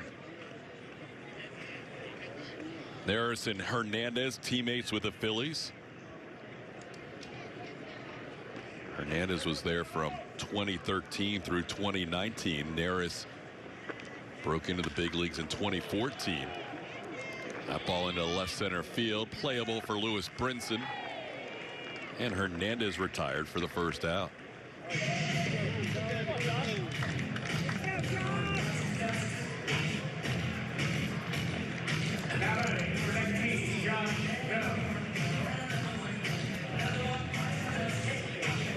Now bring up Josh Bell.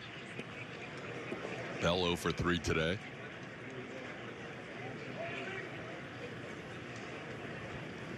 Astros still have Ryan Presley as the closer. You would think Ryan Stanek and Hector Neris would be setup guys. Pedro Baez could work into that role. This one right to Pena, steps on the bag, takes his time, turns a double play. Second straight time Bell has hit into an inning-ending double play, and the Astros continue to work around trouble and continue to shut out the Washington Nationals. Seventh inning stretch time, 3-0 Houston. The scenes look at the ins and outs of Minute Maid Park with an Astros ballpark tour. From the dugout and press box to the warning track and manual scoreboard, will guarantee you've never seen Minute Maid Park like this. Book your tour today at astros.com/tours. All right, we welcome you back. I think my guest is leaving. It's okay. Can you come? Okay, Alex Bregman's going to hang around, everyone. This is live TV from spring training, but as you see, some of the starters are leaving in today's game, making their way through 7 innings as I make my way over to a camera with Alex Bregman. But, Breggy, before you go inside, thanks so much for hanging around just for a second. I know these days get long at the end of spring training, but how has your spring training gone so far? It's gone great. It's been fun, you know, out here competing, watching the guys play hard, and I think everybody's done a good job of getting ready, so we're looking forward to this season. Fun because, one, this team's going to be good, and the guys that you're going to be doing it with, right? 100%. Great teammates here, great coaches. Yeah, just looking forward to going out and playing the game that we all love and getting prepared for it the next few days. Well, you're running out of spring training ABs just because spring training's almost over. In a week from today, you're in Anaheim getting ready for opening day. Where are you at in terms of being ready for the season? How many ABs do you think you need at this point? No, I think I'm ready right now. I feel really good and really comfortable. Can't wait to get playing, and super excited to get this season started, and can't wait to get out to Anaheim. Justin Verlander on the mound today, making his 3rd start. What have you seen so far in spring, and what did you see today? Yeah, it looked amazing. Just vintage Verlander today. Just pounding the zone with strikes. Striking. I think he had a lot of strikeouts today. It was didn't get any ground balls over there at 3rd, so I'm gonna have to talk to him about that. But overall, it was a great day. It's a great swing by Degody right there. Who else is standing out this spring? Can you think of anyone? Maybe some of the young guys that are stepping up with opportunities? Yeah, I think a lot of the young guys are looking really good. Pedro Leon looks really good. Siri came into camp really good. All the outfielders have looked great. We haven't got to play a lot of games with them, but all those guys are working extremely hard. And you know, in the infield, Pena's been super impressive. Really good defender, made some diving plays, hit some balls extremely hard the last few games playing with him. So excited, looking forward to it, and looking forward to this season. So Yuli Gurriel off to a great start offensively in spring training, and looks different too. What's going on with Yuli? Yuli looks great every single year. I mean, we joke around saying Yuli could hit standing on his head. It don't matter. He's just born to hit, and he's a great teammate. I have a ton of fun playing in the infield with him. We did make a comment about the hair that you're rocking this spring training, so I'm just telling you that I did make a comment. I never know what you're gonna do with your hair, but you've bleached it this spring. No, yeah, I was messing around. I was pretty bored during the off season, getting ready for baseball season, so I decided to change it up. But look forward to getting it back to normal. I get it. Well, I thank you for hanging around. Thanks for stopping by before you go in. All right, Alex Bregman, I'm gonna send it back to you guys in the studio. All right, Julia, as somebody who bleached their hair before. Man. Yeah. But boredom has a lot to do with it. And I never had the opportunity to go through a lockout, thankfully, but I can only imagine, you know, that whole idle hands quote that is floating around out there. Usually it led to various hair changes. Luckily, Alex is smart enough to limit it to at least one color. If he starts going multiple colors like myself and Martin Maldonado, then we'll have to sit down and have a conversation. But everything he does is right. You know, he just works hard. He has fun. That's what I love about Alex Bregman, is as hard-nosed as he is and as big a chip as he has on his shoulder, he's enjoyable to be around. Franklin Barreto, Astros just picked him up in the past week. Former Oakland A. Was a highly touted prospect with the A's for a while. Infielder giving the Astros a little more depth, but getting to spring late, just getting a few at-bats in here before spring training wraps up on Monday, facing Jordan Weems, big right-hander. Astros have seen him before with the Oakland A's as Barreto rips one foul. Weems spent some time with the Oakland Athletics also, but Barreto was the heir apparent at second base for the Oakland A's. Had his issues when he got called up, but another one of those guys that put up stellar minor league numbers, just wasn't able to translate to the big leagues, but put him in that Astro uniform and give him the idea of giving his old team some payback, maybe incentive enough to get him to play a little bit better. Turned on that last ball, showed some quick hands.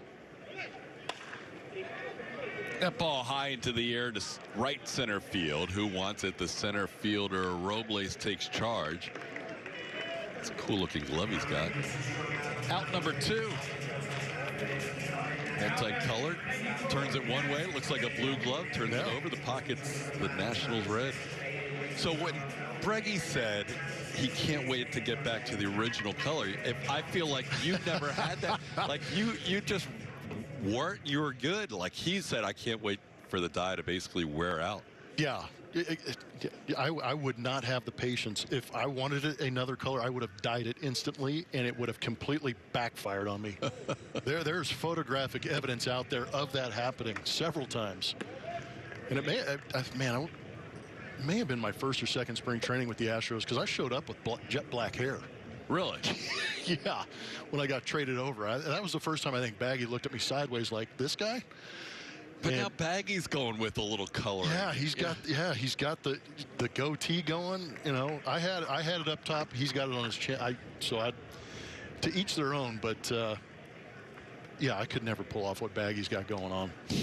I had to try and mess around up top, more or less. You know, Bregman's doing it for fun because he's very good, talented, all-star type guy, MVP vote getter. I was doing it to distract from lack of ability.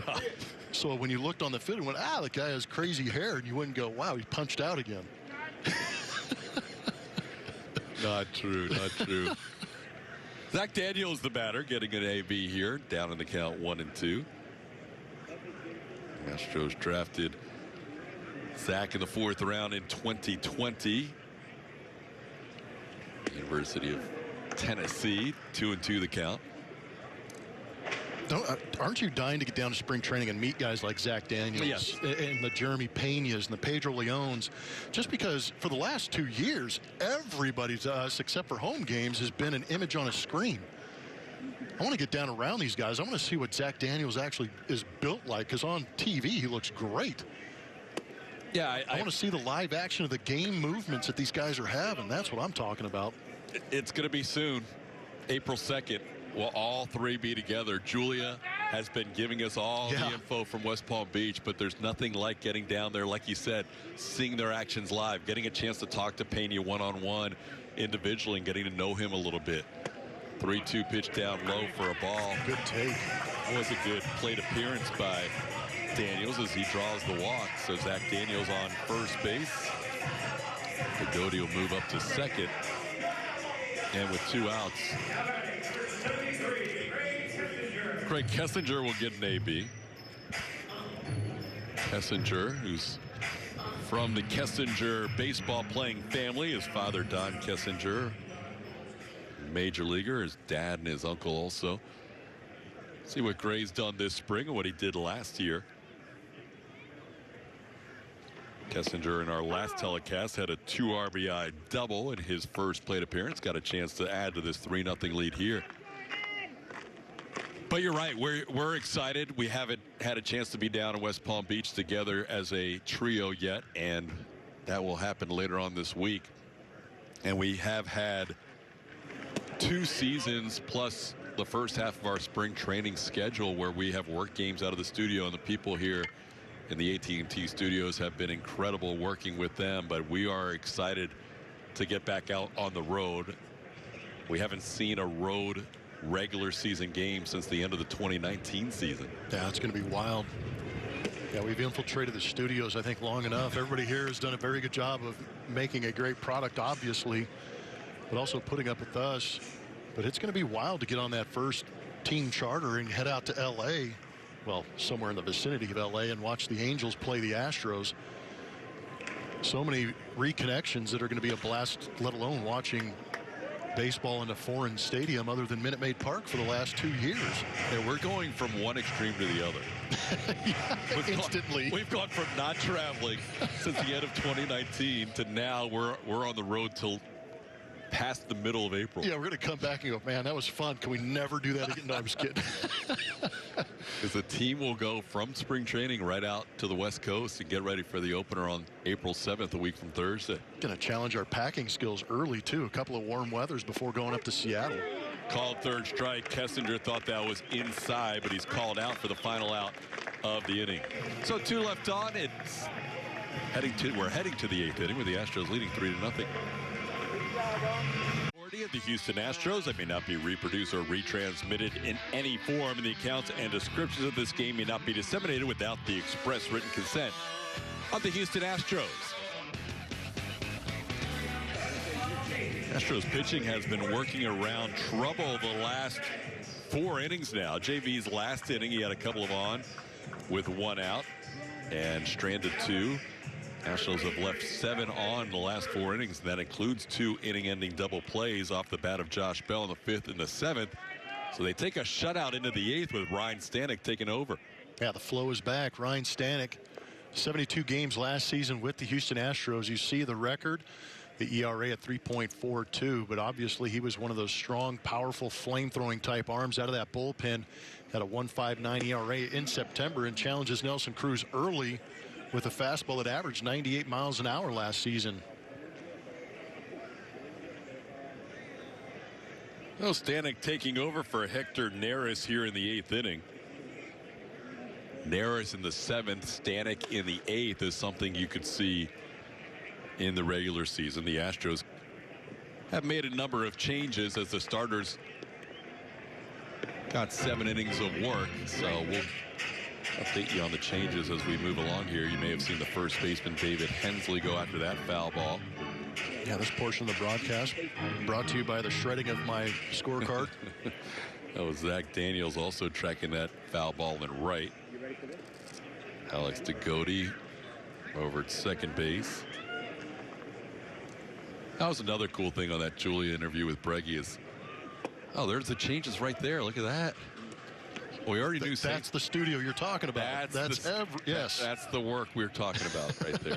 So Franklin Barretto's over at second, even though DeGote's batting his spot. DeGote's over at short. You got Gray Kessinger at third. Marty Costas is in the left. Pedro Leon is in center. And Zach Daniels in right. And the catcher, who's been in there for a couple of innings now, is Cesar Salazar. That was a good breaking ball there to freeze the veteran Nelson Cruz for a called third strike. Yeah, it could have been the split, too. Yeah, that thing's nasty, diving over that outside corner. It's been pretty wide open on that outside part with Ron Culpa behind the plate, but that was a well-executed pitch by Ryan Stanek. Yeah, if you're boomstick and you're 41 years old and you're hitting in the 8th inning of a spring training game, you want to swing the bat. Yeah. So that had to have some nasty movement in his eyes to be able to take that for a called third. Well, you talked about, too, we don't have the luxury of having the radar gun like we normally do during the regular season. But those first 2 swings from Nelson Cruz give you a really good idea that Stanek's fastball's jumping on the hitter with some good velocity because he was late. Speaking of flow, I don't think Stanek's had a haircut since he joined the Astros. He has no idea. I mean, that would be a major part of my budget that I could get back. It'd be like getting a scholarship check again. Yeah, he's not too concerned about that, is he? No, it's just tuck it back there and let it rip. Yeah, he's windy day in Florida. Oh, Stanek's dotting up some corners as he gets back-to-back called third strikes. Justin Verlander had 6 strikeouts. Belak had a strikeout. The Astros now up to 10 strikeouts on the day. Stay connected with the Astros all season by following AT&T Sportsnet on social media. Get game highlights, player interviews, and special giveaways by finding us on Twitter, Instagram, and Facebook. All things Astros all season long at AT&T Sportsnet. Verlander 6 strikeouts, Bielak 1, Pedro Baez had a strikeout, and now Stanek has struck out the first 2 here in the 8th inning.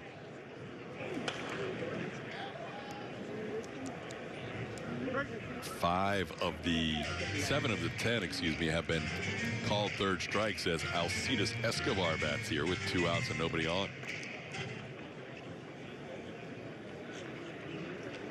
Got a great version of Justin Verlander. We're getting a really good version of the Astros' potential bullpen arms today, too. That split is working. Splitty looks good. Wow. Splitty looks real good. Ryan Stanek, impressive in his inning here, has only thrown 9 pitches, and all but 1 of them have been for strikes.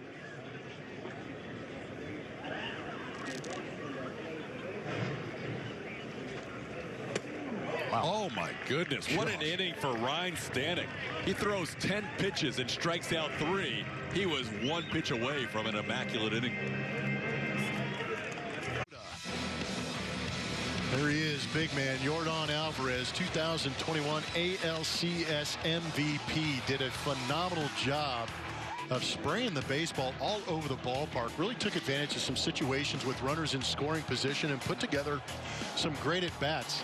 Taking what was given to him, they were trying to challenge him up and in, but when they made mistakes out over the plate, that's where you get in trouble with Yordan Alvarez. Get those big arms extended, and it leads to him raising that trophy with that MVP, helping the Astros move on to their 3rd World Series in 5 years. Let's see Yordan play a little bit more in left field as the season went along, as those knees continue to get healthier and healthier. It'll be interesting to see how Dusty Baker splits the time between DH and left field, with Michael Brantley and Yordan Alvarez getting the bulk of those at-bats in DH and left. There is Dusty looking on as his team leads 3-0, trying to beat the Washington Nationals here on this Tuesday afternoon in West Palm Beach. Justin Verlander was very impressive today. 4 shutout innings, allowed 2 hits, one of them a flare hit. He struck out 6. Brandon Bielak worked out of a bases loaded no-out situation. Pedro Baez stranded a couple of runners as well, as did Hector Neris, as he got out of a 1st and 2nd no-out situation. And then Ryan Stanek just said, I'm not letting anybody even sniff getting on base. A 10-pitch, 3 strikeout 8th inning. So much anger in spring training. Well, David Hensley had a nice year last year. Corpus Christi, he was the Hooks Player of the Year. He'll get an at-bat here to lead off the bottom half of the 8th inning.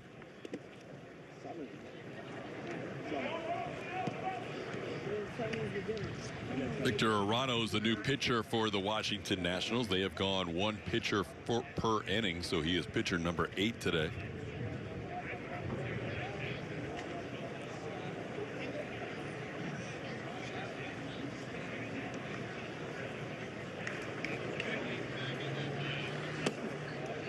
This is the breaking ball, and Hensley down in the count, 1-2.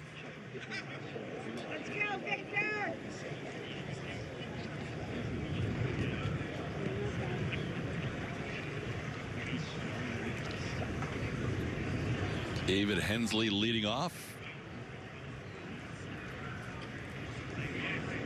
A lot of changes for the Nationals defensively, too. So all the starters for both sides out of the game. As far as we know, you can never quite tell with the DH role if Nelson Cruz's spot comes back up, but everybody else on both sides playing about 7 innings today.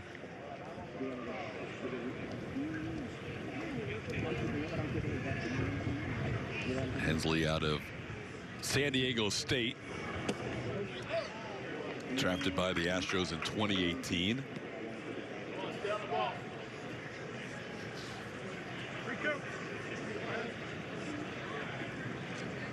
Played in a couple of different summer leagues, including for the Anchorage Bucks in the Alaska Summer League.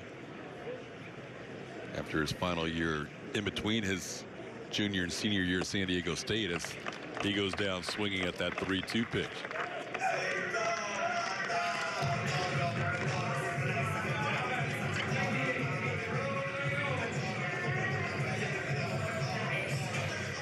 Pedro Leon gets his first at bat. Leon taking over in center field for Chas McCormick. Number 4 prospect, according to the MLB pipeline. They just came out with their new rankings yesterday.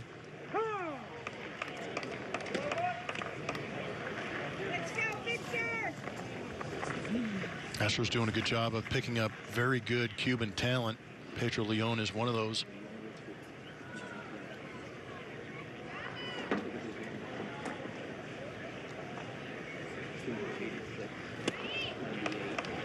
Swings and misses. Arano getting ahead 0-2. Leon will turn 24 in late May. Spent time the Astros rookie league team, then Corpus Christi for 52 games and Sugar Land for 17 games last year. As part of the Astros 2020 international signing class.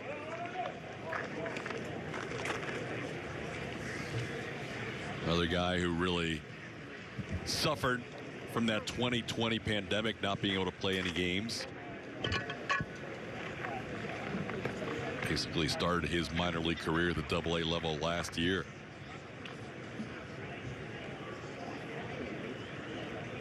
They had him play a little shortstop as well, moving him in from the outfield to try and learn shortstop. And here are the latest top 10 MLB pipeline prospects in the Astros organization. Jeremy Pena, we've talked a lot about him. Corey Lee, the young catcher, #1 pick, is the second top prospect. Hunter Brown, also talked about him earlier in the broadcast. Pedro Leon is 4. Forrest Whitley, Colin Barber, Peter Solomon we saw last year.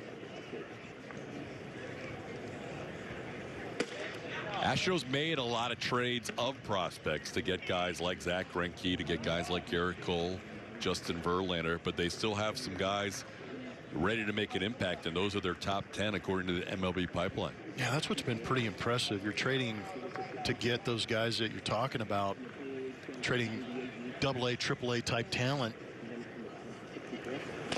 Yet in a couple years, your A-ball talent nurtures and grows into these top prospects now, so you seem to be in pretty decent shape.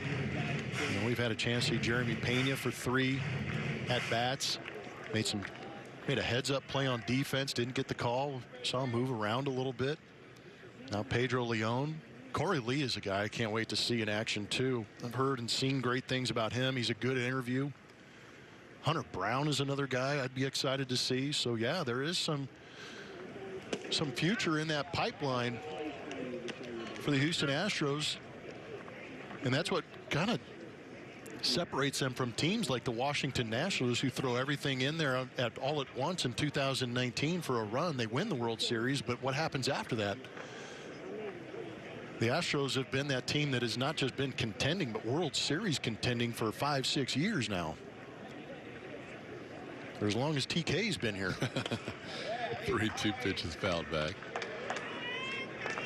Well, center field position, we talked briefly with Joe Espada about that, is wide open. You know, Chas McCormick hadn't played the most center field of any of the guys in camp, but Jose Siri's in camp. Lewis Brinson is an acquisition from the Marlins. Pedro Leon can play center field. You've got options to join Kyle Tucker and Michael Brantley in the outfield. That ball hit hard, and it is knocked down, but no chance to make the play. Leon is going to reach. Jordy Barley is a new shortstop for the Nationals. That was a hard-hit ball by Pedro Leon. Yeah, that's a typical Astro at-bat. Extend the at-bat, lay off some tough pitches, foul a couple pitches off, get you a pitch you can handle, hammer it, hit it as hard as you can, see if the defense can pick it up. And then you get to see the full spectrum of talent from Pedro Leon, who may have had intentions of trying to go extra bases if that got past the shortstop, but was able to leg it out and hopefully turning that into a base hit. So that was a little bit of fun with Pedro Leon right there. That is going to be a base hit, Blummer. Chas McCormick, who went 2 for 3, replaced by Pedro Leon, who picks up an infield hit. And now here is Cesar Salazar. Salazar flying out to center his first time up.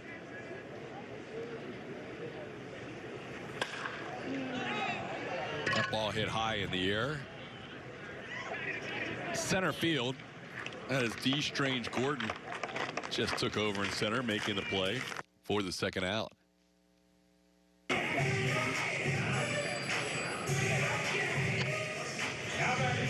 think everybody's curious about what Forrest Whitley's going to be able to do, too.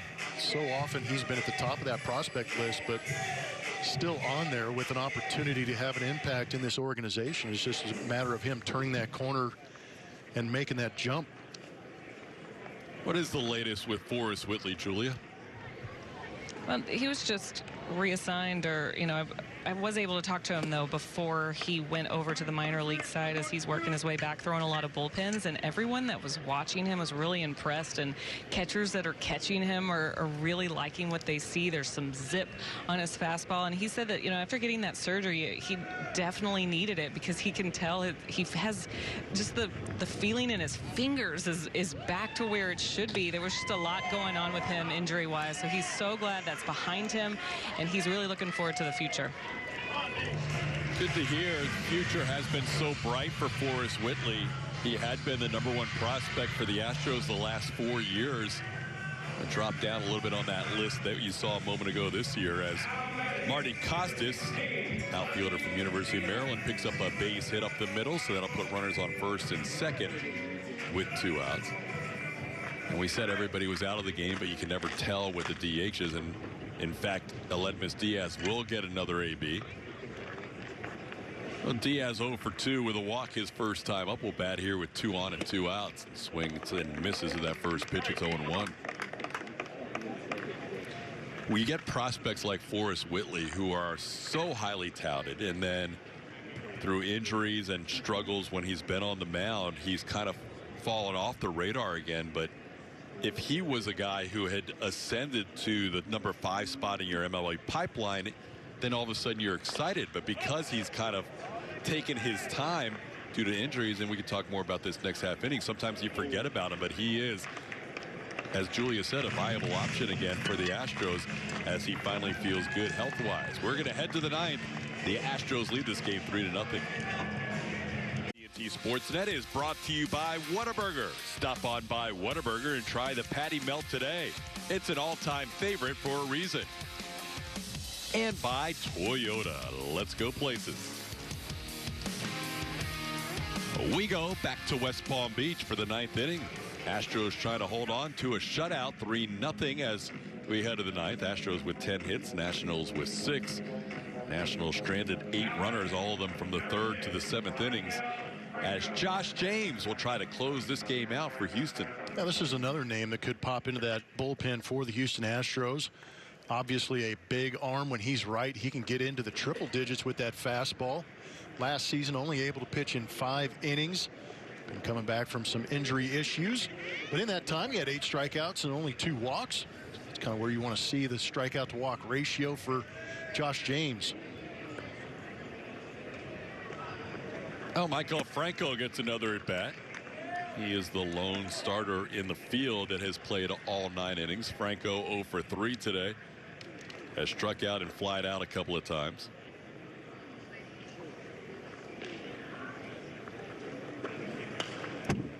This ball fouled back. It's 0-2. Josh James having that hip injury, said it took him a lot longer to come back from that injury than he imagined. You're right, Blummer. This guy's always had the arm, and he could become a weapon in this bullpen. We haven't seen much of him in the last couple of seasons due to injuries. This ball on an 0-2 pitch is flared into right field. Stop me if you heard that before. There's been a lot of flare hits from the Nationals today of their now 7 hits. Well, last time we saw the Nationals, it was a doubles barrage. This time, everything's just been a jam shotter off the end of the bat. Really some seeing eye singles in this ball game for the Nationals, and the Astros have done a good job with base runners to be able to limit damage.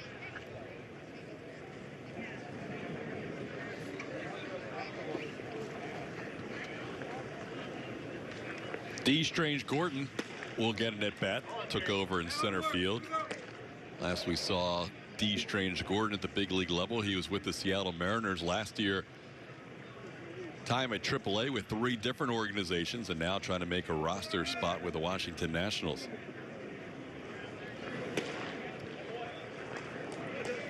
James misses off the plate, 2-0.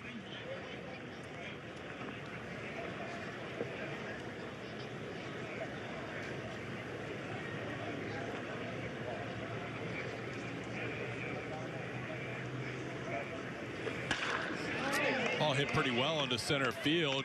Moving over to his right and making the play is Zach Daniels, the right fielder for the Astros. Kind of had D. Gordon shaded towards right center field and hit the ball hard, but he's retired.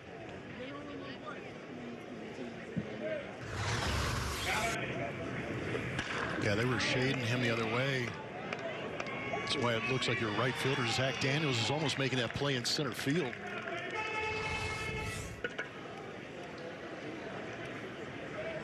Here's Chris Herman getting his second at bat of the game. Singled in the 7th inning. Thank you.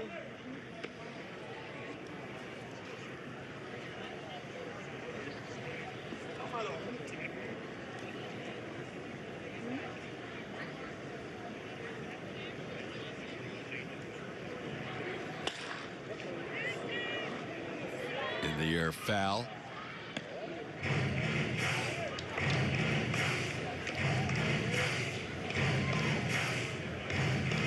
Herman's played with the Twins, the Diamondbacks, the Mariners, and the A's. Went to University of Miami after attending Tomball High School.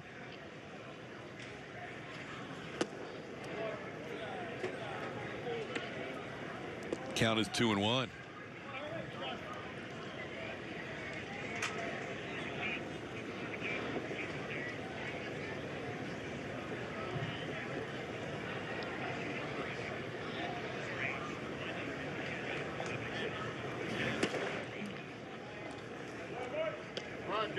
Up and away, 3-1. Astros 3 runs today, 2 coming in on a 2-out, 2 RBI bases loaded single by Jeremy Pena. That came back in the 2nd inning, and then Lewis Brinson added an RBI single with a drawn-in infield runner on 3rd and 1 out in the 4th. And that's all the scoring today. The Astros have worked around a lot of traffic on the bases, especially in those middle innings, when the Nationals had at least 2 runners on in every inning from the 4th through the 7th.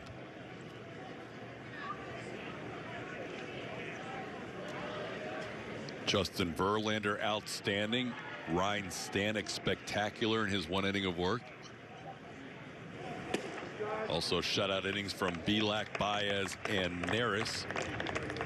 Now the Astros see more traffic in this game as a single and a walk in this inning and put runners on 1st and 2nd with 1 out. Yadiel Hernandez will bat.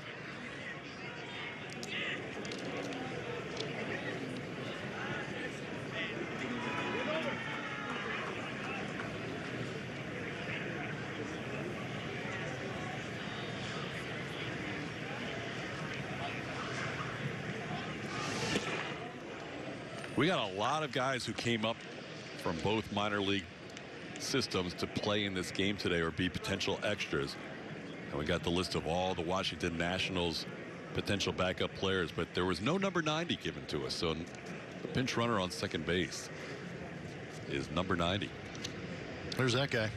There's that guy. 1-1 the count.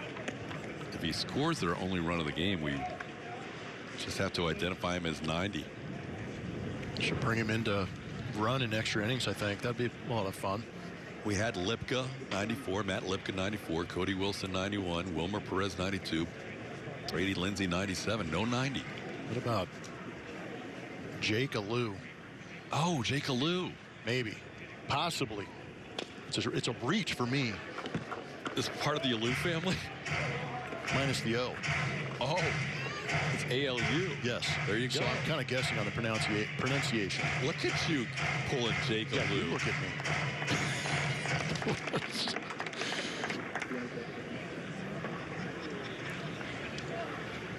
Jake Alou. Yeah, I can just, I mean, I'm going. If you're buying, I'm selling. I'm going with it.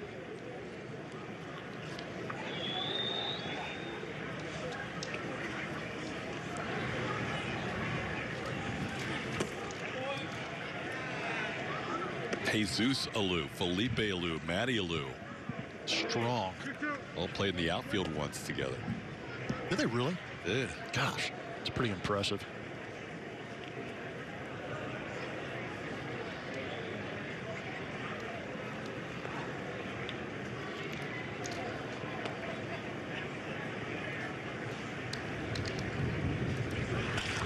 And the ball in the air towards right center field. That ball will be down, and Jake Alou will score the Nationals' first run.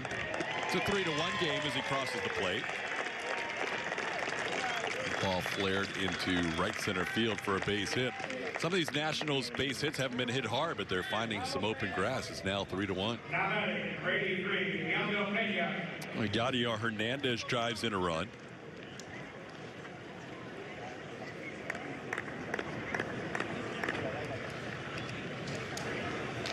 And the Nationals back to the top of the order.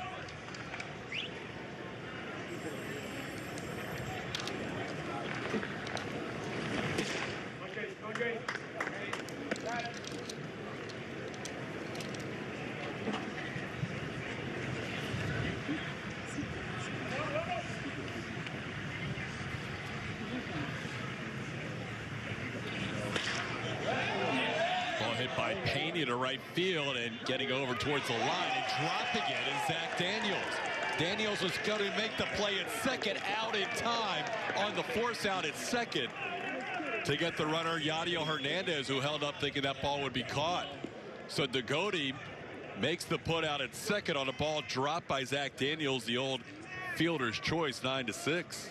Strong recovery, but this is the beauty of watching the entire game in spring training. You never know what you're going to be able to see.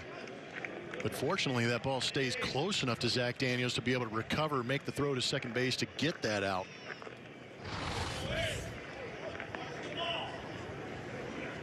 So now the Nationals down to their final out, first and third with 2 outs.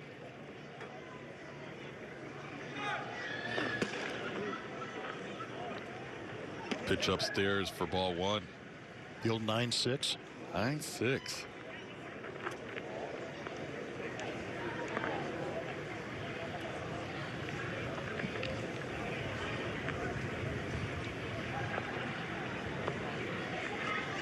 Joey Meneses is the batter with Viadel Pena on first base.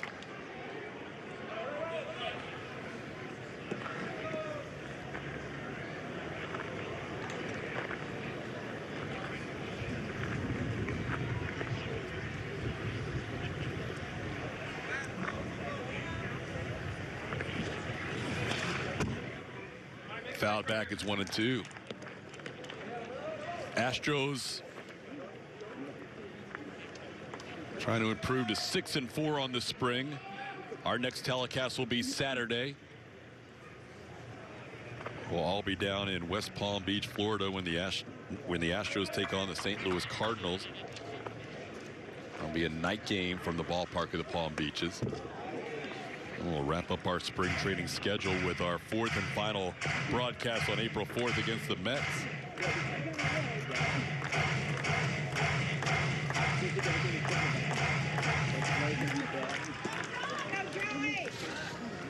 Josh James looking for the final out of this one.